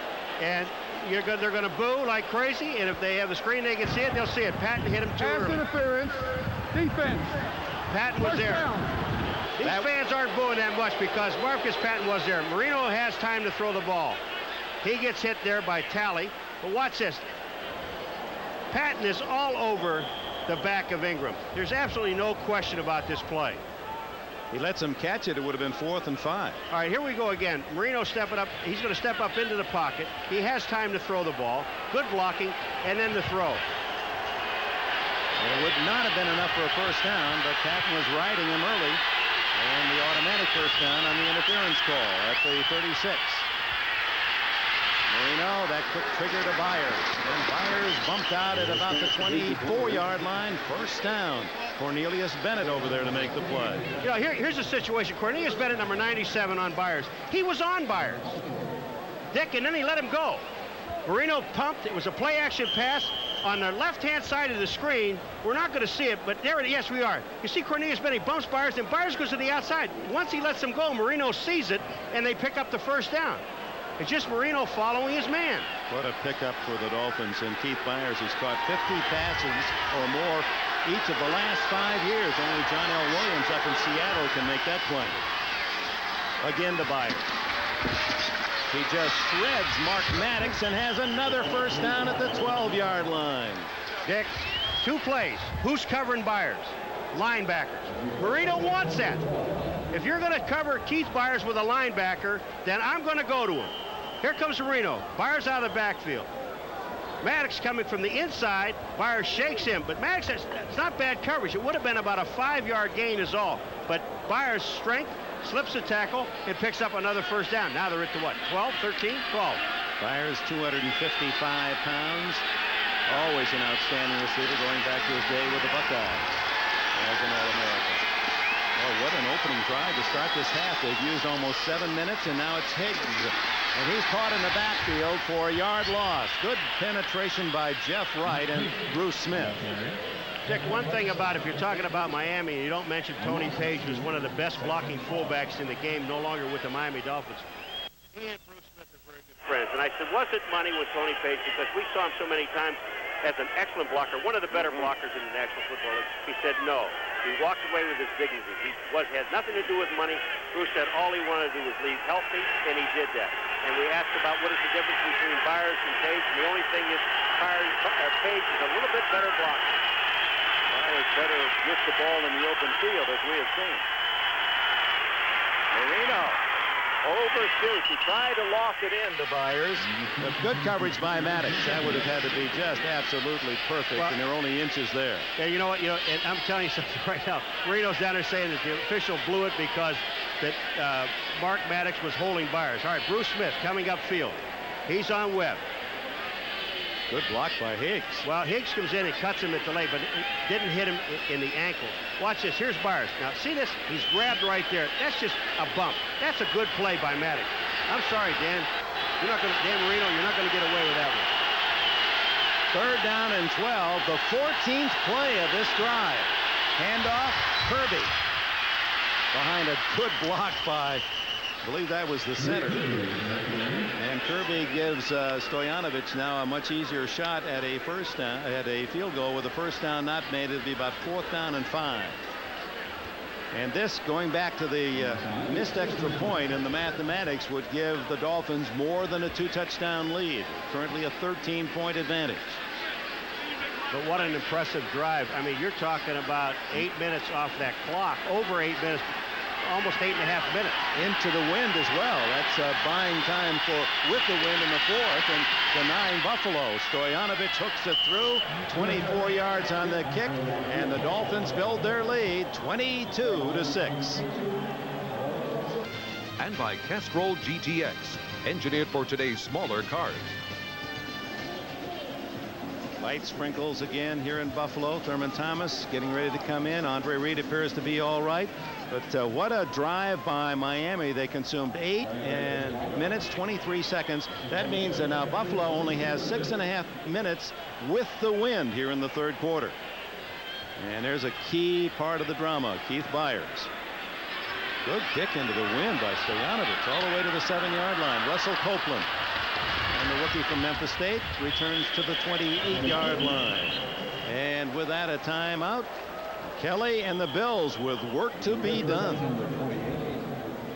Faster and a dominating defense. KC's going strong.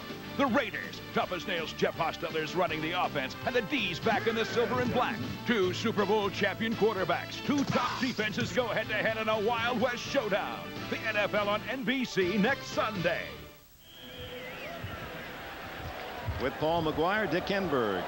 Rich Stadium in Buffalo. And fans wondering what has happened to our offense. What's Miami doing? Kelly himself goes to a Kenneth Davis for Thurman Thomas, and boom, as soon as Davis gets the ball, his number match, number 23, Troy Vincent, with a solid hit at the 31. Gain of only 3. That's a tough 3-yard game. You know, you're throwing the ball out there, which tells you that Kelly has no place else to throw the ball. They're covering everyone else, and they're letting the back catch the ball. They'll let Davis catch it for a 2- or 3-yard gain, and that's it. With the wins here now in a short amount of time, it seems imperative for the Bills to get a score out of this possession and touchdown. Davis, the ball carrier, Offerdahl and Cox make the tackle. Apparently it's the calf of Thurman Thomas that is bothering him. So Davis, a solid replacement in his behalf. And Davis slotted left, triple left formation for Kelly on 3rd down and 5. And he gets it out to Bill Brooks, and first down barely at the 40-yard line. That's the first time Buffalo has converted on 3rd down. They're 1 for 8. All right, here's Brooks. He's coming downfield on Troy Vincent. Now, this is one-on-one coverage. And Jim Kelly on that last play in the Buffalo Bills, there was not a back in the backfield. Now there is. And it's Davis on the handoff. Draw as such, and didn't fool the Dolphins one bit. Dwight Collier was in there quickly, number 50, and then Offerdahl finished the job. When they're talking about, and Larry Webster was also there. When we talked to Coach Olivadotti, says our nose tackle, our guy in the front, has to make some penetration. They have to get upfield. They have to stop the draws and not let Kelly step up and throw the ball. A hurry-up offense, just what Kelly needs here, trailing 22-6 late in the third quarter. Davis, a short gainer. Hollier made the stop in his second year out of North Carolina, makes the tackle. That's all that's left with the win in the third. And the clock, we keep saying, well, people look at the third quarter, but that's the win. The clock is running, 4:20 and counting. Well, they stopped running. That's to benefit all sides. Kelly has a knockdown at the line of scrimmage. Andre Reed, intended receiver along the near sideline. Brian Cox got his hands in the way, leads Miami in tackles this year, just as he did all of last season. Brian Cox, I mean, the push is up in the middle, and then watch Brian Cox. He's on Ballard, number 75. The ball comes out, he hits it with one arm and knocks it down. A sack, knocked down. Not doing too bad. I guess his mouth is doing real well, isn't it? Along with the rest of his body. You can talk the talk if you can walk the walk. That's right. Ooh, O.J. McDuffie with a treacherous fair catch on that fading punt from Chris Moore, and with it a timeout in Buffalo. 3 consecutive starts, the Iron Man quarterback of the Dolphins, and now he needs only 10 more passing yards and will move ahead of Johnny Unitas in the third spot all time. Unitas with 42,039 yards, and there's the brush cut John Constantine Unitas in action. Often it was Raymond Berry, his favorite target. Let's see if it's 82. No, 88. Mackey. John Mackey with that catch. And Marino needs only 10 to pass Unitas. It won't be on this one as they stay on the ground, predictably against the wind. Keith Byers with a gain of about 4. Tarkenton in first place. Then Fouts, 43,000. Marino undoubtedly will move into third spot this season, and will move over the 300 touchdown mark to be only the second man to do that. He needs just 4 of those. And will be with Tarkenton.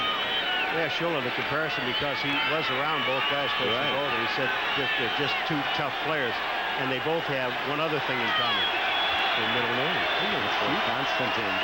That was his grandfather's name, Marino. Higgs into the middle of the line for a short gain. That gives us a chance to go to New York in this update.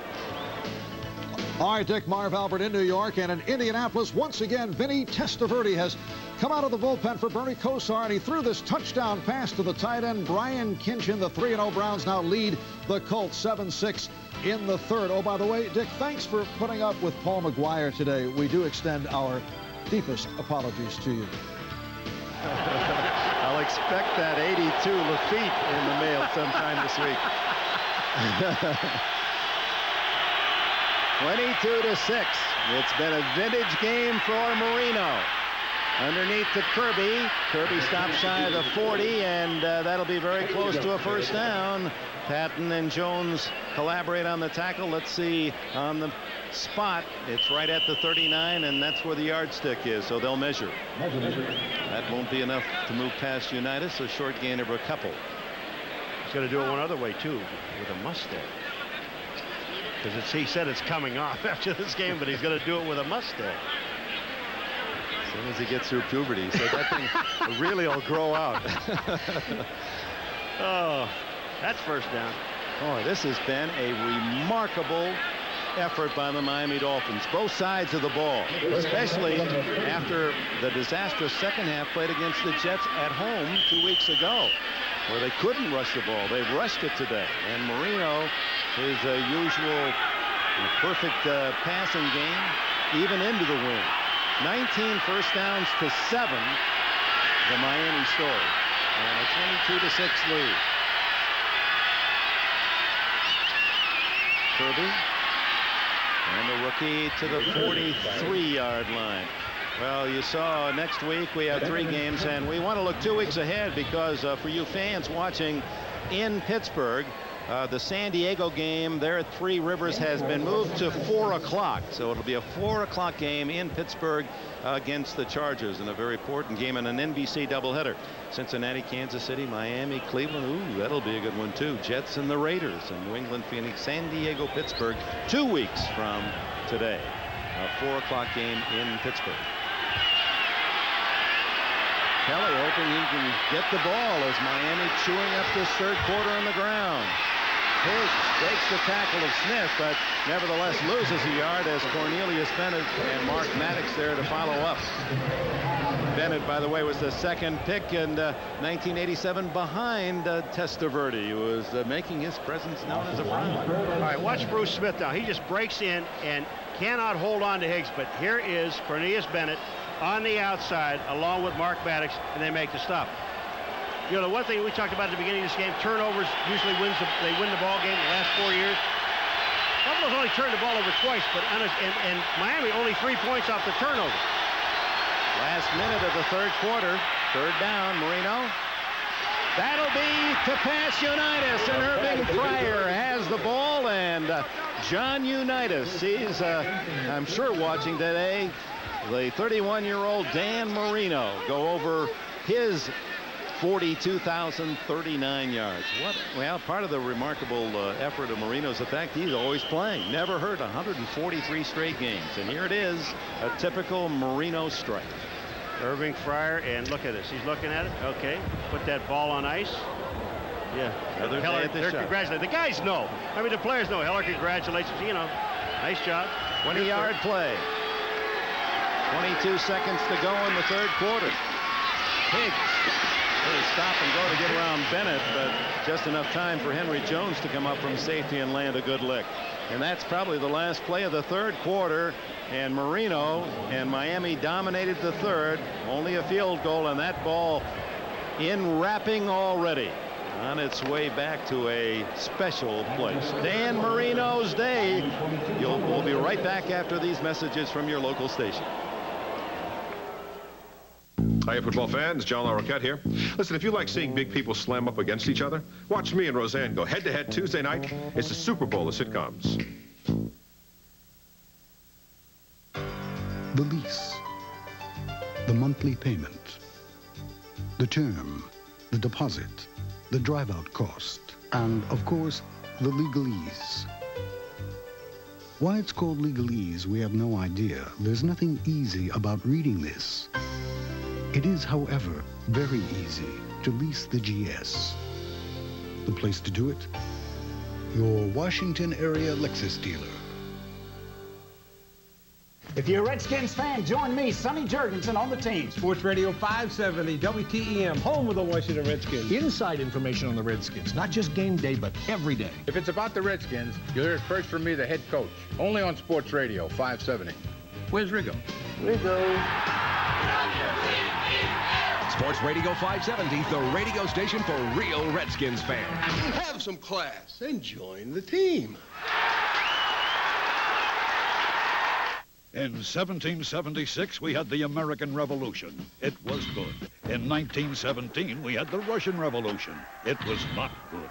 Today, we have the Volkswagen Revolution, because the all-new Volkswagens have the world's best limited powertrain warranty, 10 years or 100,000 miles, the longest of any car anywhere, and no deductible. The new Golf 3 and Jetta 3, the most loved cars in the world. See your Washington capital area Volkswagen retailer. It's the plays of the month of September, Sunday on the Sports Machine. This telecast is presented by authority of the National Football League and is...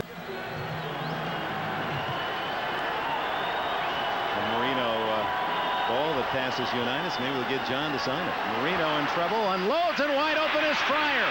Fryer with a blocker. Byers is to the 17-yard line. Cornelius Bennett made the tackle, a 21-yard gain. And in that third quarter, when Buffalo hoped to have some opportunities with the win, they had the ball 2.5 minutes. On the outside, on the right-hand side, look at Jackson and Byers. They're just cleaning out everything. And underneath comes Fryer. There is absolutely no one on Fryer. He's now pointing for Byers. Let's take one of these guys. I would rather you take Bennett than Kelso. but he went for Kelso instead. Smart. 17-yard line. Pryor with 7 catches, 103 yards today and a touchdown. Now, this is the kind of team Miami and their fans were hopeful of seeing, as Mark Higgs gets about 5 on first down with the acquisitions last year just about this time of Keith Jackson, and then getting Keith Byers and a good draft. Terry Kirby is obviously going to be a big player. Mark Ingram and Irving Fryer, a rebuilt team in the skilled positions, and #1 picks galore. 6 of their 11 starters on offense are #1 picks now. You know, going into this game, if you take a look at the Miami Dolphins, you look at their offense as far as the receivers are concerned, their top 4 receivers weren't even here a year ago. And their 5th receiver was Jackson, 4 catches, 3 touchdowns. He got here a year ago. And as you saw that graphic, Miami having trouble rushing last week, and they had trouble on that play as Bruce Smith says, "You're not going to do that every time on me." Nails Kirby for a loss. Well, Bert Widener, number 60 of Miami Dolphins, he tries to come out and block Bruce Smith, and watch what happens. Boom. There's Widener. He goes down. Kirby goes down. Smith goes down. Well, you'll be able to talk. He's your neighbor. You'll be able to talk to him about that perhaps after the game. No. I saw him make a great block in the first half. I'll talk about that with Walt Corey, defensive coordinator. Swizzle stick Corey, boy. He's trying to find some way to stop this Miami offense. Marino's been tough on third down, 6 of 7. He goes into the end zone, incomplete, and almost intercepted by Mark Kelso, intended for the rookie McDuffie. O.J., and by the way, since he's here, named after O.J. Simpson by his grandma, Otis James McDuffie, not Orenthal James. All right, Marino back again. Take a look at the protection. That's most important. Marino has time to throw the ball into the end zone, but Kelso is there. McDuffie being covered and almost, as you said, almost made the interception. Stoyanovich for his 4th field goal today. It's 35-yard attempt. And it's wide to the right. Got it off center, and the wind guided it off. So Stoyanovich doesn't miss many. He was 1 for 2 coming in today, 3 for 4 for this afternoon. And this a very, very important field goal, Dick, and because of that, if he makes it, they would have to score 3 touchdowns. Time out in Buffalo. Miami 22, Buffalo 6. Just under 13 minutes for Kelly and the Bills to get going. That almost a backward pass as Thurman Thomas unable to come on. While we were gone, Dan Marino, show how competitive this man is. Arguing with is that Gary That's Stevens? Gary Stevens. He's discussing with him. He wanted a touchdown, and something went wrong in the play calling, or at least Marino defending his position. And that's what Shula said about Marino and Unitas, the common denominator. 2 of the most competitive men I've ever met. Oh, Kelly swarmed, almost a jailbreak as Marco Coleman registers the 3rd Miami sack of the day. 2 by him. I mean, that whole offensive line, this is something you just don't see that many times with the Buffalo Bills, is the offensive line collapsing. And this offensive line collapses, not only with Coleman, who will be coming in from the left-hand side, but look it up the middle. It's collapsing, and here it is. Coleman makes the sack.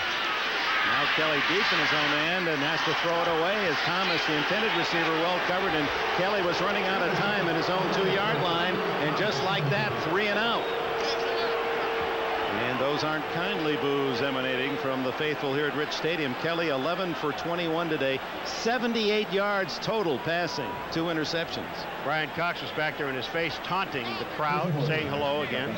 Meanwhile, another man much maligned, Jim Everett, has thrown a couple of touchdown passes for the Rams, who have built up the lead at Houston. That one off the side of the foot and hit by Tasker around the 45 of Buffalo. So Marino will get the ball in great position. Brian Cox may like Buffalo better after all. The cure that gets it all. And by Budweiser, fresh, pure, natural. Proud to be your Bud.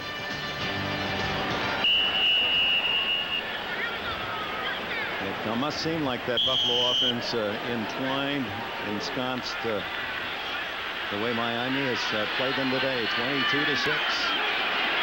And Marino back in position inside the Bills' 45-yard line. Surprised Jackson with that hamstring still in there. They throw to Byers. And Kelso to get there first for Buffalo. Gain of just a couple. Interesting stat. The last 2 times that these 2 teams have had the ball, Miami's had the ball for 14 minutes and 30 seconds. Bills 3 minutes and 6 seconds. Now, time of possession, I hate it when they stat because to me, only what you do at the time of possession. And in all that time, the Miami Dolphins have had the ball. One thing, they've kept it away from the offense, but the only other thing about it that's interesting, only 3 points. The only 3 points of the second half, but they have denied Buffalo opportunity. Tony Martin in motion. Ooh, Higgs hit with a high tackle from Oliver Barnett, number 77. The collector of comic books has favored a 72 Daredevil and a 72 Spider-Man. And watch Spider-Man here. Here he goes, 77, Barnett. I mean, the blocking is there. That's Widener again trying to block on Barnett. And Barnett just stood him up and made the play. There's Barnett, who was a 3rd-round pick of the Falcons in '90 out of Kentucky. Higgs now with 74 yards, a Kentuckian himself. From Owensboro. Marino shotgun, 3rd and 6. 4 wideouts. Good protection and wide open underneath is Kirby. Breaks the tackle. And finally Bennett from behind makes the stop inside the 25. Terry Kirby. They've had a lot of good receivers in Shula's era in Miami out of the backfield, and Kirby might be right there with the best of them. This is their running game sometimes with the back coming out of the backfield. Darryl Talley is going to miss the tackle. Marino sees Kirby. Right here. Here comes Talley. There goes Talley. And Kirby's downfield from behind. Cornelius Bennett makes the play. 6 catches today for Kirby, 14 for the young season. Tony Nathan, Jim Kick, they've had some good ones, and Kirby, and how Shula loves to use that running back. Higgs fumbles, and Buffalo recovers. The first turnover for the Bills at the 20-yard line. Well, Darryl Talley, you talk about he just missed the tackle the play before, and this time he takes on Burt Widener again, who's blocking, coming out, pulling out the block. Talley comes down the line of scrimmage, and he's going to make the hit. Watch Talley. Boom! He hits right there. Kirby back to the inside. Talley knocks the ball away. Fumble.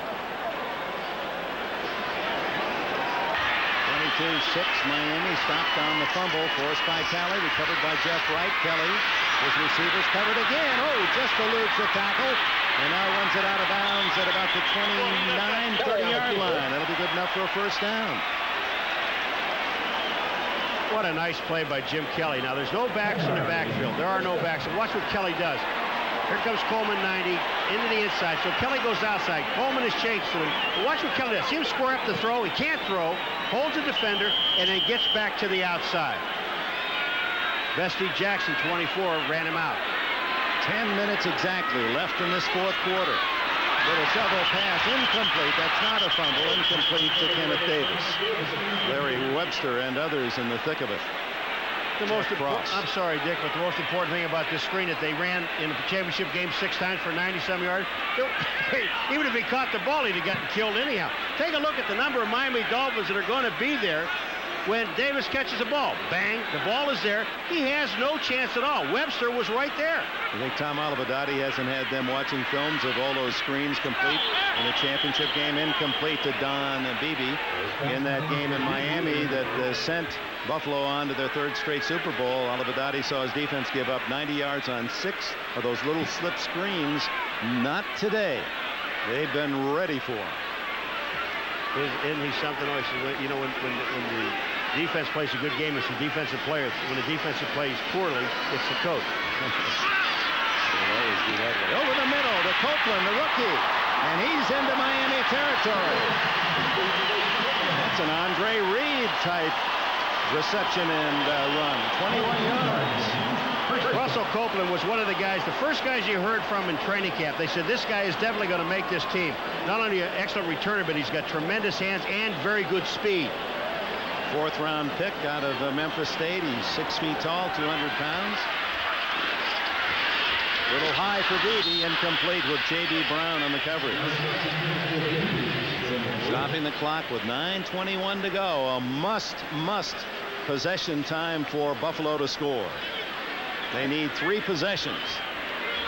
And they need to score at least 2 touchdowns in 2 of those 3 to catch Miami.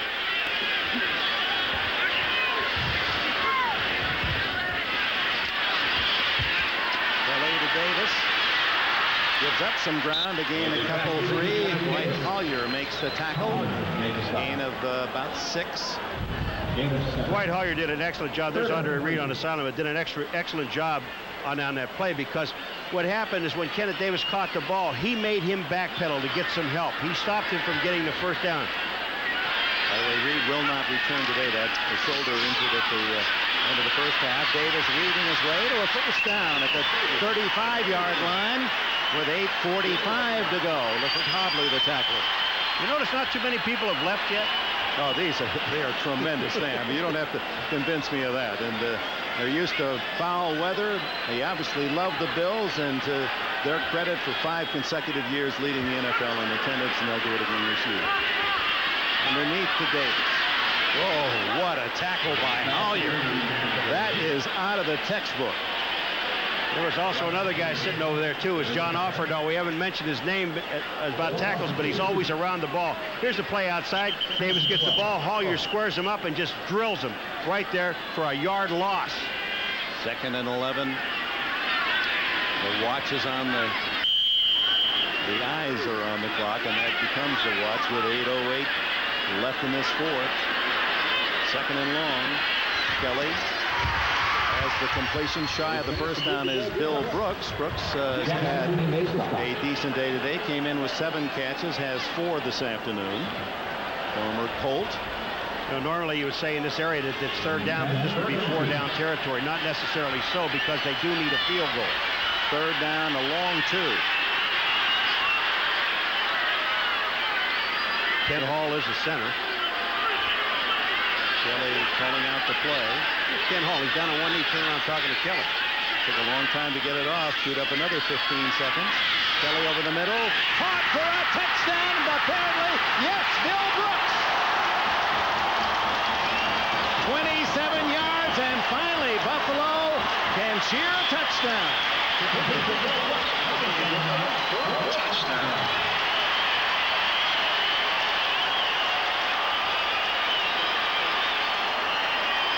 There's the play, Kelly, but the thing about it is, watch the time he has to throw the ball. Ken Hall is the center, really didn't have to block anybody. This pass is right over the top. No chance for Vesti Jackson on Billy Brooks. Then Lewis Oliver misses the tackle, number 25. Troy Vincent in the end zone, but Billy Brooks has the touchdown. The streamers are on the field. They're going to have to stop the clock for a second and stop play till they get all the streamers off. 27 yards, the longest reception for Brooks this year, a possession-type move receiver. His 2nd touchdown in Buffalo. They're after Greer. Man-eating. Confetti. And with that wind blowing off Lake Erie at 20 to 30 miles an hour, that gives you an idea just how hard it is blowing on the field of play. As Christie in for the extra point. Good. The man who set a Buffalo record with a 59-yard field goal at the end of the first half.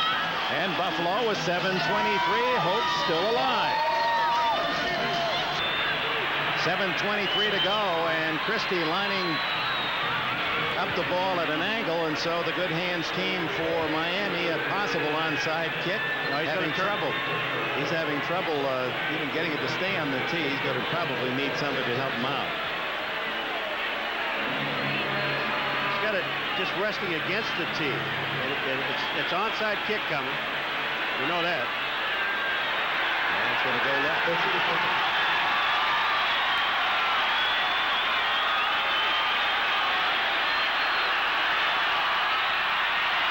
Now the wind, unkind to Buffalo. Just as he was about to kick the ball, the wind blew it flat.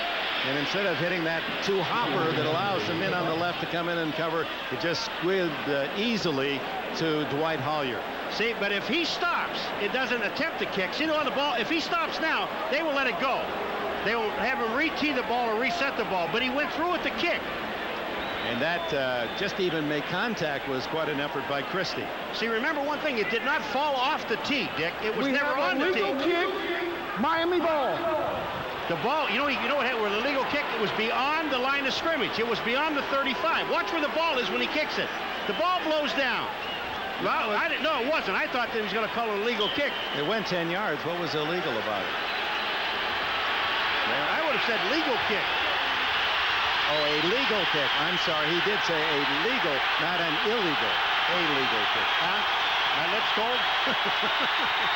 Whoa! Hello, Cornelius Bennett drilling Higgs. What a hit. And that's, of course, what Buffalo must hope. Some plays that'll force another turnover. The last 80-yard drive by the Bills, engineered after the fumble recovery. Ron Heller just does not block Cornelius Bennett. Cornelius Bennett gets around Ron Heller. He comes right down the line of scrimmage. Watch this. Heller is out of the way. Boom. That's a great play. And for Higgs to hold on to the ball, a good play. He's the man who fumbled on the last possession. Well, this crowd's back in it.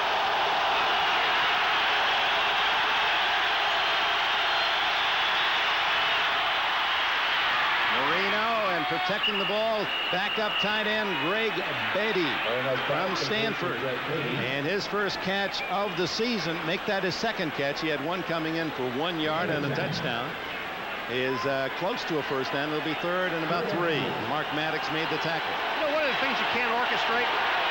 The crowd is at such a pitch, and all of a sudden they complete a pass, and it's like somebody turned off the volume. They just stop. 6 minutes and 5 seconds left in the fourth. Buffalo trailing by 9. Miami third and a crucial 3. Oh my, Byers wide open, and the veteran won't drop many like that. That was a sure first down. That's what he does so well. It's almost, you know, when you look at it, it's like San Francisco's running plays. He just drops the ball out to the outside. Marcus Patton can't get there. Look at this. He was wide open. Byers runs not for a touchdown, but for at least a first down. It keeps the drive alive. Instead, in comes Dale Hatcher to punt. Russell Copeland returned 147 yards for a touchdown, and the opener against New England drops back to the 10.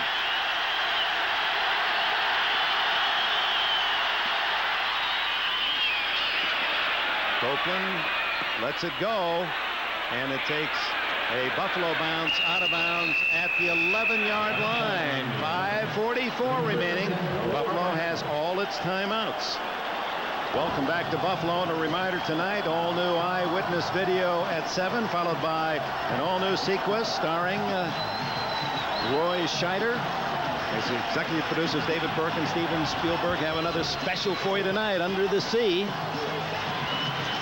And these Bills fans well-drenched from a rainy Sunday, but hopes now renewed. 22-13. They start from the 11-yard line into the wind. Play action by Kelly. A good fake. And batted down. Metzelaars was open, and Vesti Jackson made the play. Kelly was out on the outside. He was all by himself, and he had some time, and he tried to get the ball to number 88, Pete Metzelaars. Here it is on a bootleg. Kelly goes back to the outside. Look at this. He's by himself, really, and he throws the ball. He sees Metzelaars, but he doesn't see Vesti Jackson, who peels off and made the play. Kelly 16 for 30 today, a touchdown and 2 interceptions. Batted again in the air. Larry Webster was close to it. We'll see who did get a hand on it. The best pass defense in the world is knocking the ball down. Here it is in the pit. Take a look. They're driving the offensive line back, and then Webster just gets that big paw up in the air and knocks the ball down. That's what you're allowing penetration by the defensive line, and that's been going on all day long. Webster at 6'5", using that height and reach, and now a third down desperate pass underneath the Brooks, and Brooks is to the 19. Not enough. It'll be 4th down and 2.5, and you have to go here or not. I really think you have to go, because number one, you're kicking into the wind. Marv wants a timeout. Marv Levy wants a timeout. But I think when you look at this thing, you're kicking into the wind, and that's the biggest problem you have. You're not going to get much distance in field anyway, so we'll find out. 4th down when we return. You can see Jim Kelly coming back on the field with Kenneth Davis, so on 4th and, well, they say 1, but it's closer to 2 yards from Marv Levy. He figures even if you don't make it, The worst thing you do is you hope you can hold Miami to a field goal. You're still within 2 touchdowns. Exactly. And if you punt the ball into this wind and you look at the flag, it's a big win. They're going to get, Miami's going to get the ball in about their own 40, 45-yard line anyway. 5:15 to go. Okay. Are they going to? They're trying to delay? No. Here's Kelly. No one open. He throws into a crowd and incomplete. And Buffalo loses the ball on down. And a tough hit there. The Bills receiver, Copeland, has not gotten up. I'm really surprised he gets this ball off. Just keep your eye on Kelly and look at the penetration by the defensive line. They're all in his face, and he gets this ball off. There's 3 people in traffic. Davis is in there. He had to jump. Look at Kelly. Well, you can't see Kelly here, but he had to jump, and that coverage is just brilliant. Hold this, guys. I want to see this again right there. Take a look at the guys that are there. There's Davis, Copeland, and Brooks. 3 receivers in the same spot.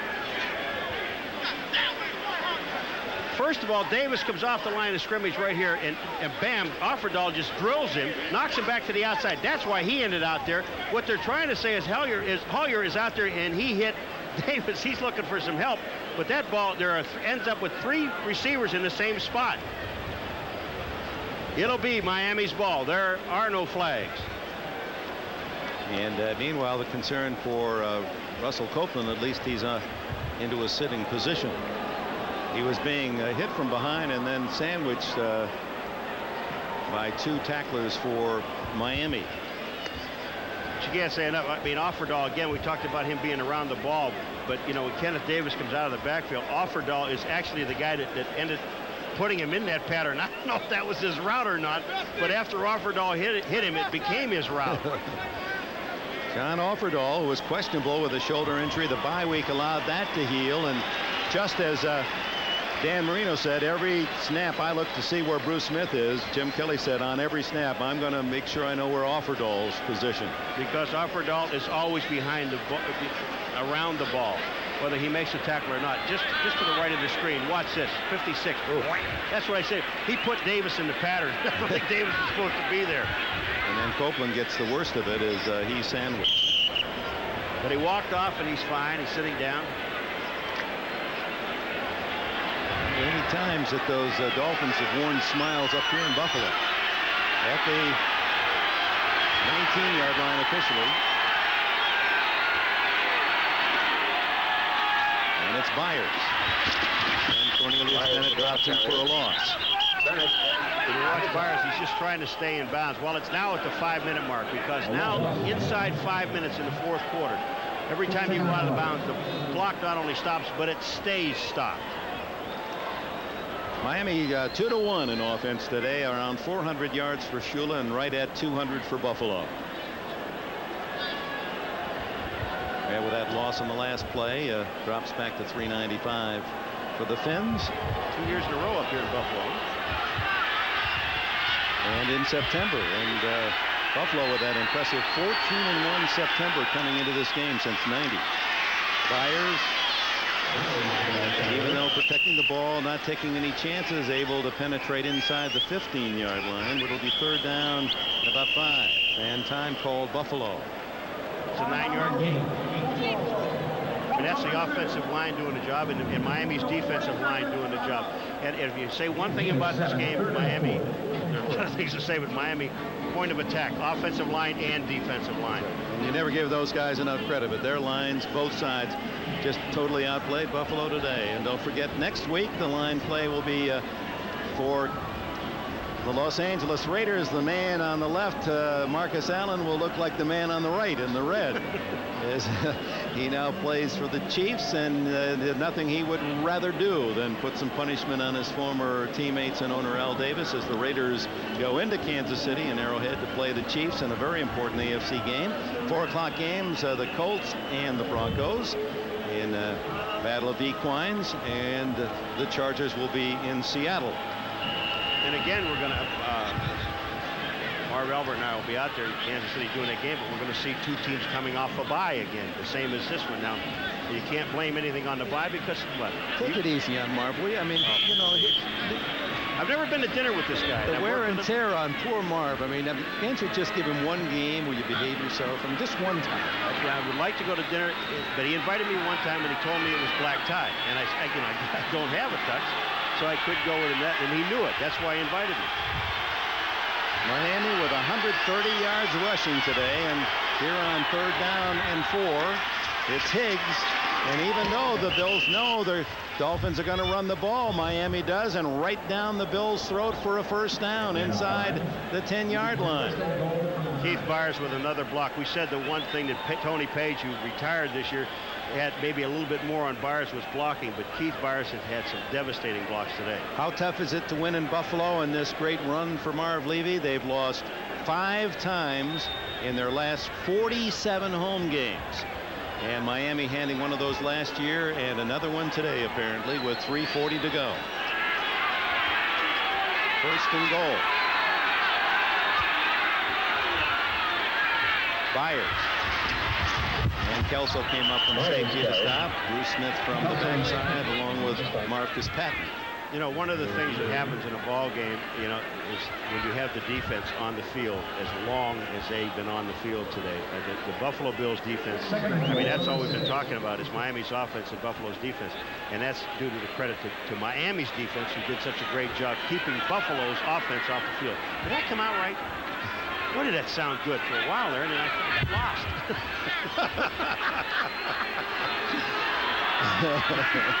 It's almost over. Hang on. 2 minutes to go, and it's Higgs to the 5-yard line to bring up 3rd and goal. Henry Jones makes the tackle. The Miami coach is impressed with Jones, not only the fact that he led the AFC with 8 interceptions last year, but the fact he'll come up and make tackles like that one. Timeout, Buffalo. That's their last timeout. 2:37 to go. Well, some of the folks will commiserate over their favorite beverage after the game at Jim Kelly's Sports City Grill down in the main place mall, where he's brought much of his memorabilia from home. We saw Gretzky's there. He said Gretzky gave him his entire uniform. And Kelly, the jerseys of some of his favorites. Even Shaq O'Neal sent him a backboard. Of course, his teammates, well, even has the CFL, all the CFL helmets down there. And I imagine this is the night where Kelly and the Bills won't join the public. Is the food any good? It was good, yeah. All right, that's all I care about. I don't care about all that stuff. I want to get the food ain't any good, I'm not going. In fact, I wasn't even invited. That's the thing that really made me mad.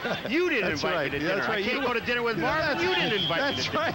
Come to think of it, all of us from NBC were invited, and you weren't there. I thought you were busy. Well, Kelly probably has something special planned for you. I can imagine. 3rd and goal, Miami. Looking for even more. A little play action, and Marino has a rushing touchdown, and he throws this one intercepted. Jones, did he come out of the end zone? Yes, he did. Yes, he did, to the 1-yard line. For Nice whatever reason. That's his first interception of the season. A little indecision. He thought, well, I'll try, and by the time he changed his mind and the wet going, he had slipped himself right out of the end zone. You saw him throw his hand up to his teammate and say, I'm trying to make something happen. Marino, when he comes out here, the reason that this play is all messed up, Byers doesn't get out. Kelly holds him in. Now there's just really no place to throw the ball. Beatty's trying to throw the ball to. Now watch Jones. He just sees as he slips, but the only guy he really sees is Marino, and he figures if I can beat Marino, I've got a 100-yard touchdown. Oliver did it. That's right. It's exactly about the spot in the end zone where Oliver intercepted, went the other way for a touchdown, and just eluded Jim Kelly last year. Marino doesn't like that. Interception into the end zone. All right, now you're going to see what Jones sees here. Watch this. He intercepts the ball. See it? Now there's only one guy. That's Marino. If I get by him, I have a chance because I've got Talley and other people blocking. I want to make something happen. The offense hasn't. Instead, Kelly says, thanks a lot. From the 1-yard line, he goes to work, and he just gets out of the end zone. And Cox coming in almost late after Jeff Cross had made the stop. Gain of 1. Kelly eating the ball, and Buffalo out of timeouts. You saw Johnny Greer say timeout, but that's just because of the sack. And now the clock will run out to the 2-minute warning, although Kelly will try to get a quick play off. Not many plays designed for this situation. So the give to Davis straight ahead, and former star TCU has first down. 2-minute timeout. 22-13 Miami. Come back. Let's give credit to the folks that make it happen here at NBC Sports. Executive producer Tommy Roy. Coordinating producer of NBC Football is John Ferratzis. And today's game was produced by John Ferratzis, directed by John Gonzalez, associate director Al Szymanski. Jim Bell's our production associate. Production manager Sally Hughes, technical manager Alan Shear, and Mitch Keller, our technical director. Spotters Michael Gluck and Steve Solomon. Slingshot Schneiderman keeping all the numbers today. Stay tuned for the Head and Shoulders post-game show with Marv Albert. All the scores and highlights. As Jim Kelly slides down at the 20-yard line, Marco Coleman and Jeff Cross there with him. There are the rest of the men and women on a rainy weekend in Buffalo. Bring you the sights and sounds. 80,000 disappointed at Rich Stadium. 1:36 to go. Davis. Good job in the open field, and Kenneth Davis for Thurman Thomas to the 39-yard line. An 18-yard romp. Jarvis Williams makes the tackle. You want to know why you run a play like that? Because it's open. I mean, it's as good as a 20-yard gain on a pass. How about Jim Everett? He's had his critics 3 touchdown passes today. The Rams have beaten Houston 28-13. Steve Tasker. That's his first catch of the new season. Only his 9th career catch. The all-everything Tasker on special teams. And Kelly in the hurry up after the 22-yard gain in the final minute. And downs the ball. 52 seconds left. Ball in Miami territory.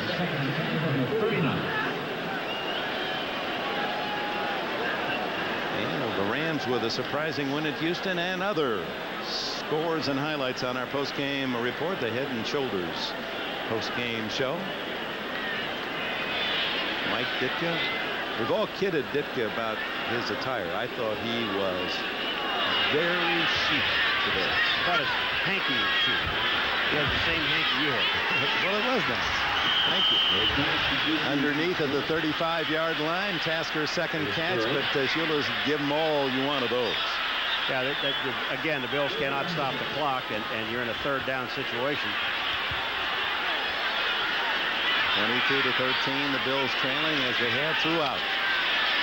Over the middle and open is Habibi, caught from behind at the 11-yard line. Troy Vincent. Time for perhaps a quick downing of the ball for Kelly and a couple plays. Now he's going to go with a play here. That one was worth 25. Now he'll down at 10 seconds. Well, you saw a great finish a week ago out at the Coliseum. What a call by Bill Belichick, the Browns head coach, on no timeout and 1 play to go, and he runs the ball and wins the game. You know, in 33 years, you try to remember some plays, and I went to go back and look, and you talk about a gutsy call. You're away from home. Cleveland, for the last few years, Dick's really struggling, and they have a chance to throw 2 passes down in 6 seconds, but they run a toss to Metcalf. I thought it was one of the great calls I've seen in a long, long time. And we'll see how the Browns did today in the post-game scoreboard show, the Head and Shoulders report. As the Browns try for 4-0 start. Kelly in a crowd and knocked down. Lucky to get that pass off incomplete. 5 seconds to go. There's no such thing, I guess, Dick, as in the grasp anymore. That time Kelly had everybody draped all over him. Here comes Kelly coming up, trying to make something happen. He's hit here. He's going down, and he gets drilled. I mean, I guess, you know, Cox hit him in the head, but I guess in the grass doesn't count. 20 for 39 for James Edward Kelly. A touchdown and 2 interceptions and a chance on possibly the final play of the game. They give to Davis, and that didn't fool Miami at all. And so the game ends as it began. Miami making the plays, and Don Shula has his 320th career win. Only 5 to go to pass Hallis. Brian Cox, yep, talk the talk, walk the walk. Miami goes home tied with Buffalo for first. Play of the game. Coming up next, the Head and Shoulders NFL Live post-game report. All the scores and highlights from around the NFL. From Rich Stadium in Baltimore, for Paul McGuire, this is Dick Enberg saying so long from West New York. This has been NBC Sports coverage of the National Football League.